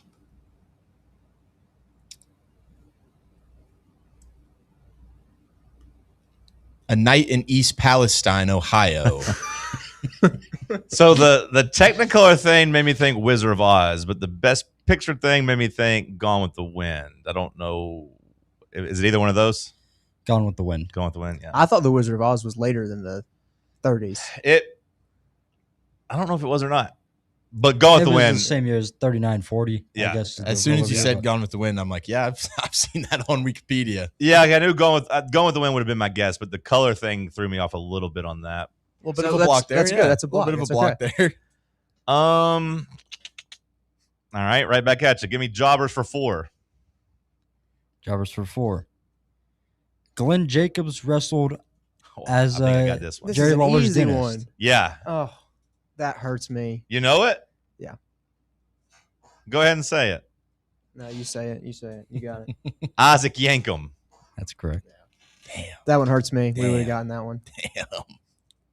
Well, if it makes you Jobbers feel for better, 5. if it makes you feel better, I would have gotten the movie question. So Yeah, it that's wouldn't have true. I been guess that there was nothing we could have done big on of a that. swing. Although you would have had 4 more points, I guess. Yeah. It would have been 11-6 versus 11-2. Isaac Yankum, DDS. I don't know if I knew for sure that he was Jerry Lawler's dentist, but that's I just actually knew he was a dentist. Yeah, that's one of my first wrestling memories. Honestly, is that dentist character. Now he's my mayor. Not for much longer though. Well, He's I was almost just gonna done. say, is he yeah, still- he's about done. Yeah. Betsy Henderson won that. Well, he just hasn't got out, right? Like, did he? Yeah, no, he's not. His term's not up yet. Yeah. I don't know when how What's much he gonna longer do he's after- got, but Tweet. I'm sure he's going to run for another office, yeah, right? he'll go run somewhere Like a else. senator or something like that. He'll try to do something. I just thought it was awesome. I got to tell people, yeah, my mayor tombstone people for a living for 30 years. Yeah. Well, Josh, if you feel like you can get a Jobbers for 5, I'm all for it. If not, I feel like our best chance is hitting for the cycle, probably. I go for Jobbers. Why not? We'll see if I can. Jobbers for 5. Let's see if Josh can pull one out again. I found that one more fun than cycles for 4. So that's Jobbers good. for 5. Triple H started his WCW career under this aristocrat-themed name. Oh, I should know this. Oh, I've heard it before. This is going to really bother me. This is probably making Spanky really mad too. You're going to say it, and I'm going to be so mad at myself. Hold on. Because I've seen the videos of him in this character. Oh, man.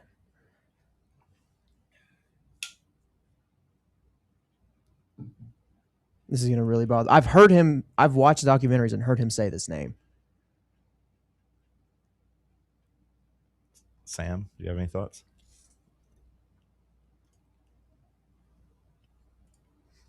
Prostitute. Yeah, I was going to say you had a Jed York joke. Yeah. Oh. Come on, Bubba. Put a clock on it. You don't know. It's not coming to me. I'm going to be so mad when I hear this, though.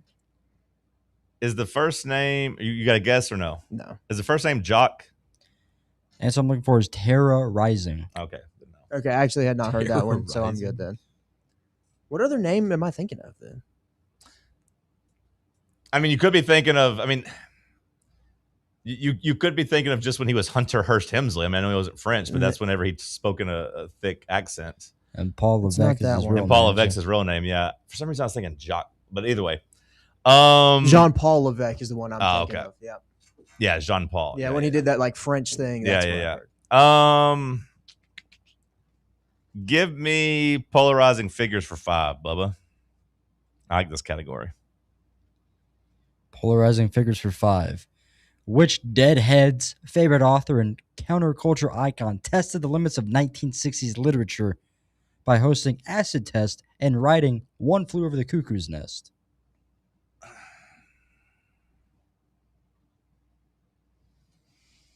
I know Stanley Kubrick directed the movie.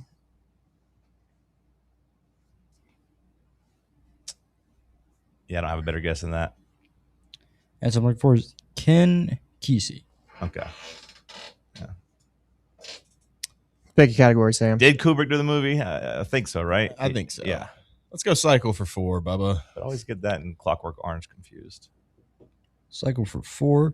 In 2026, this Texas player became the 3rd player to hit for a cycle in the College World Series, going 5 for 5 with 7 RBIs in a 14-2 win over Alabama.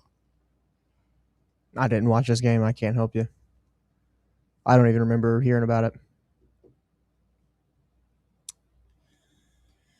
Yeah. I watched it happen. I can't name any Texas position players now. Yeah, Nope. And so I'm looking for is Adrian Rodriguez. I was going to say Robinson. I can barely remember the players we had on last year's baseball team unless I actually stop and think. I guess last question. Medical terms for 4, Bubba. Please be gone for 5. Just please for fun. be bad breath. Bad breath. What medical term refers bad breath? What medical term refers to the involuntary rigid contraction of muscles, often famously seen as lockjaw? So wait, what's the actual question? Something Jed York knows a lot about. That's why it goes down to East Palestine. Those girls don't get lockjaw. Those girls are pros. What medical term refers to the involuntary rigid contraction of muscles, often famously seen as lockjaw? Man, it's funny. I was just talking about this a couple of months ago. I'll only ask this question for my old lady because she's a medical girl. I wanted her to have fun. She likes listening to trivia.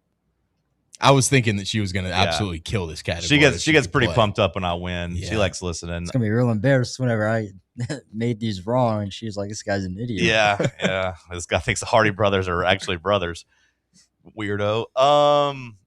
Yeah, I don't know. I don't know what this is. Answer I'm looking for is trismus or tetanus. I was looking like either one of those. Okay, yeah. Tetanus. I've heard of that. Yeah, you gotta get your tetanus shot. You don't want to get lockjaw. That's what my Uncle Jack used to always talk about. He'd get lockjaw. I don't think he got a tetanus shot when he was a kid. Pick a 5, Sam. Do it quickly. Let's go. Let's go medical terms for 5. Yeah. Here we go. In this category. Yeah. Shout out to Rachel. A sudden, brief, involuntary twitch, jerk, or spasm of a muscle or group of muscles. She gets this right before she falls asleep. This is the 5-pointer? I mean, it can't be the right answer that I'm thinking if this is a 5-pointer. I mean, a muscle spasm is what I'm thinking. Yeah, I was going to say, like, spasm was what I thought. There's no way that's the right answer. No, I was looking for myoclonus. Okay, yeah. Is that just the fancy word for a muscle spasm? Look it up, schoolboy. Last call on the other side is Talk Sports on Fan Run Radio. Here at Fan Run Radio, we're not just some podcaster streaming from his mother's basement, but we're also not a bunch of mouthpieces on state-run radio telling you what we've been told to say. We're the flagship station for Tennessee fans. This is Fan Run Radio, Knoxville. September 10th isn't just a sale, it's an experience. Join us as Liquor Vault celebrates its first anniversary with the biggest savings event of the year. Experience rare bourbon drops, surprising barrel releases, and complimentary tastings all day. For the wine enthusiasts, you can check out Jason Drotar's Wine Passport Experience. Cigars, they've got them too. Enjoy hourly giveaways, exclusive one-day only anniversary pricing, and surprises throughout the day. Find a Vault Golden ticket and receive exclusive access to Liquor Vault's highly anticipated end-of-year rare bourbon allocation. People will be talking about this event for months. The only question is, will you be there? The Vault Experience, September 10th, only at Liquor Vault's anniversary party. Located at 2901 Tazewell Pike. Check out their specials and sign up to get discounts at liquorvault.com. Citizens National Bank. Are you getting penalized because you can't make it to your bank on time? No need for unnecessary roughness. It's time for a new game plan. Easily manage your accounts with Citizens National Bank's mobile banking app. Check your balance, deposit a check, and pay a bill all from your phone with CNB's mobile banking. Citizens National Bank. Banking never felt so good. Member FDIC. A brand built in Tennessee and born from the love of the game. Inward Half revolutionizes golfing comfort. Crafted by a former pro and dedicated enthusiast just like you, our luxury performance wear guarantees you stay cool and comfortable through every swing and every day. We're not just a brand. We've set out to create a lifestyle for those who understand that impeccable style and premium performance are a hole-in-one. Enjoy the walk-in with Inward Half. Okay, so we really need uniforms and equipment for this season. Can I trust you with that? Cool, I'll just order them online. What? Yeah, I'm going to hop online and I'm going to get them ordered. Hold up, that's not a good idea. We shouldn't just spend money on some random online retailer, okay? I mean, it seems pretty convenient. Trust me, it's a terrible idea. Let me simplify this for you. SM Athletics. Okay, how do you pronounce it? SM Athletics? They're the go-to for uniforms and equipment, whether it's for universities, high schools, youth leagues, you name it. So why wouldn't you rather go with professionals who can guide us through the process, design the perfect uniforms, and deliver the best equipment? Yeah, I guess that makes sense. What's the name again? SM Athletics. Right. It's definitely smarter to go with a company that emphasizes customer service, fair pricing, and, of course, excellent products. Exactly. So, yeah, I guess it's settled then. For uniforms and equipment for all sports, it's SM Athletics.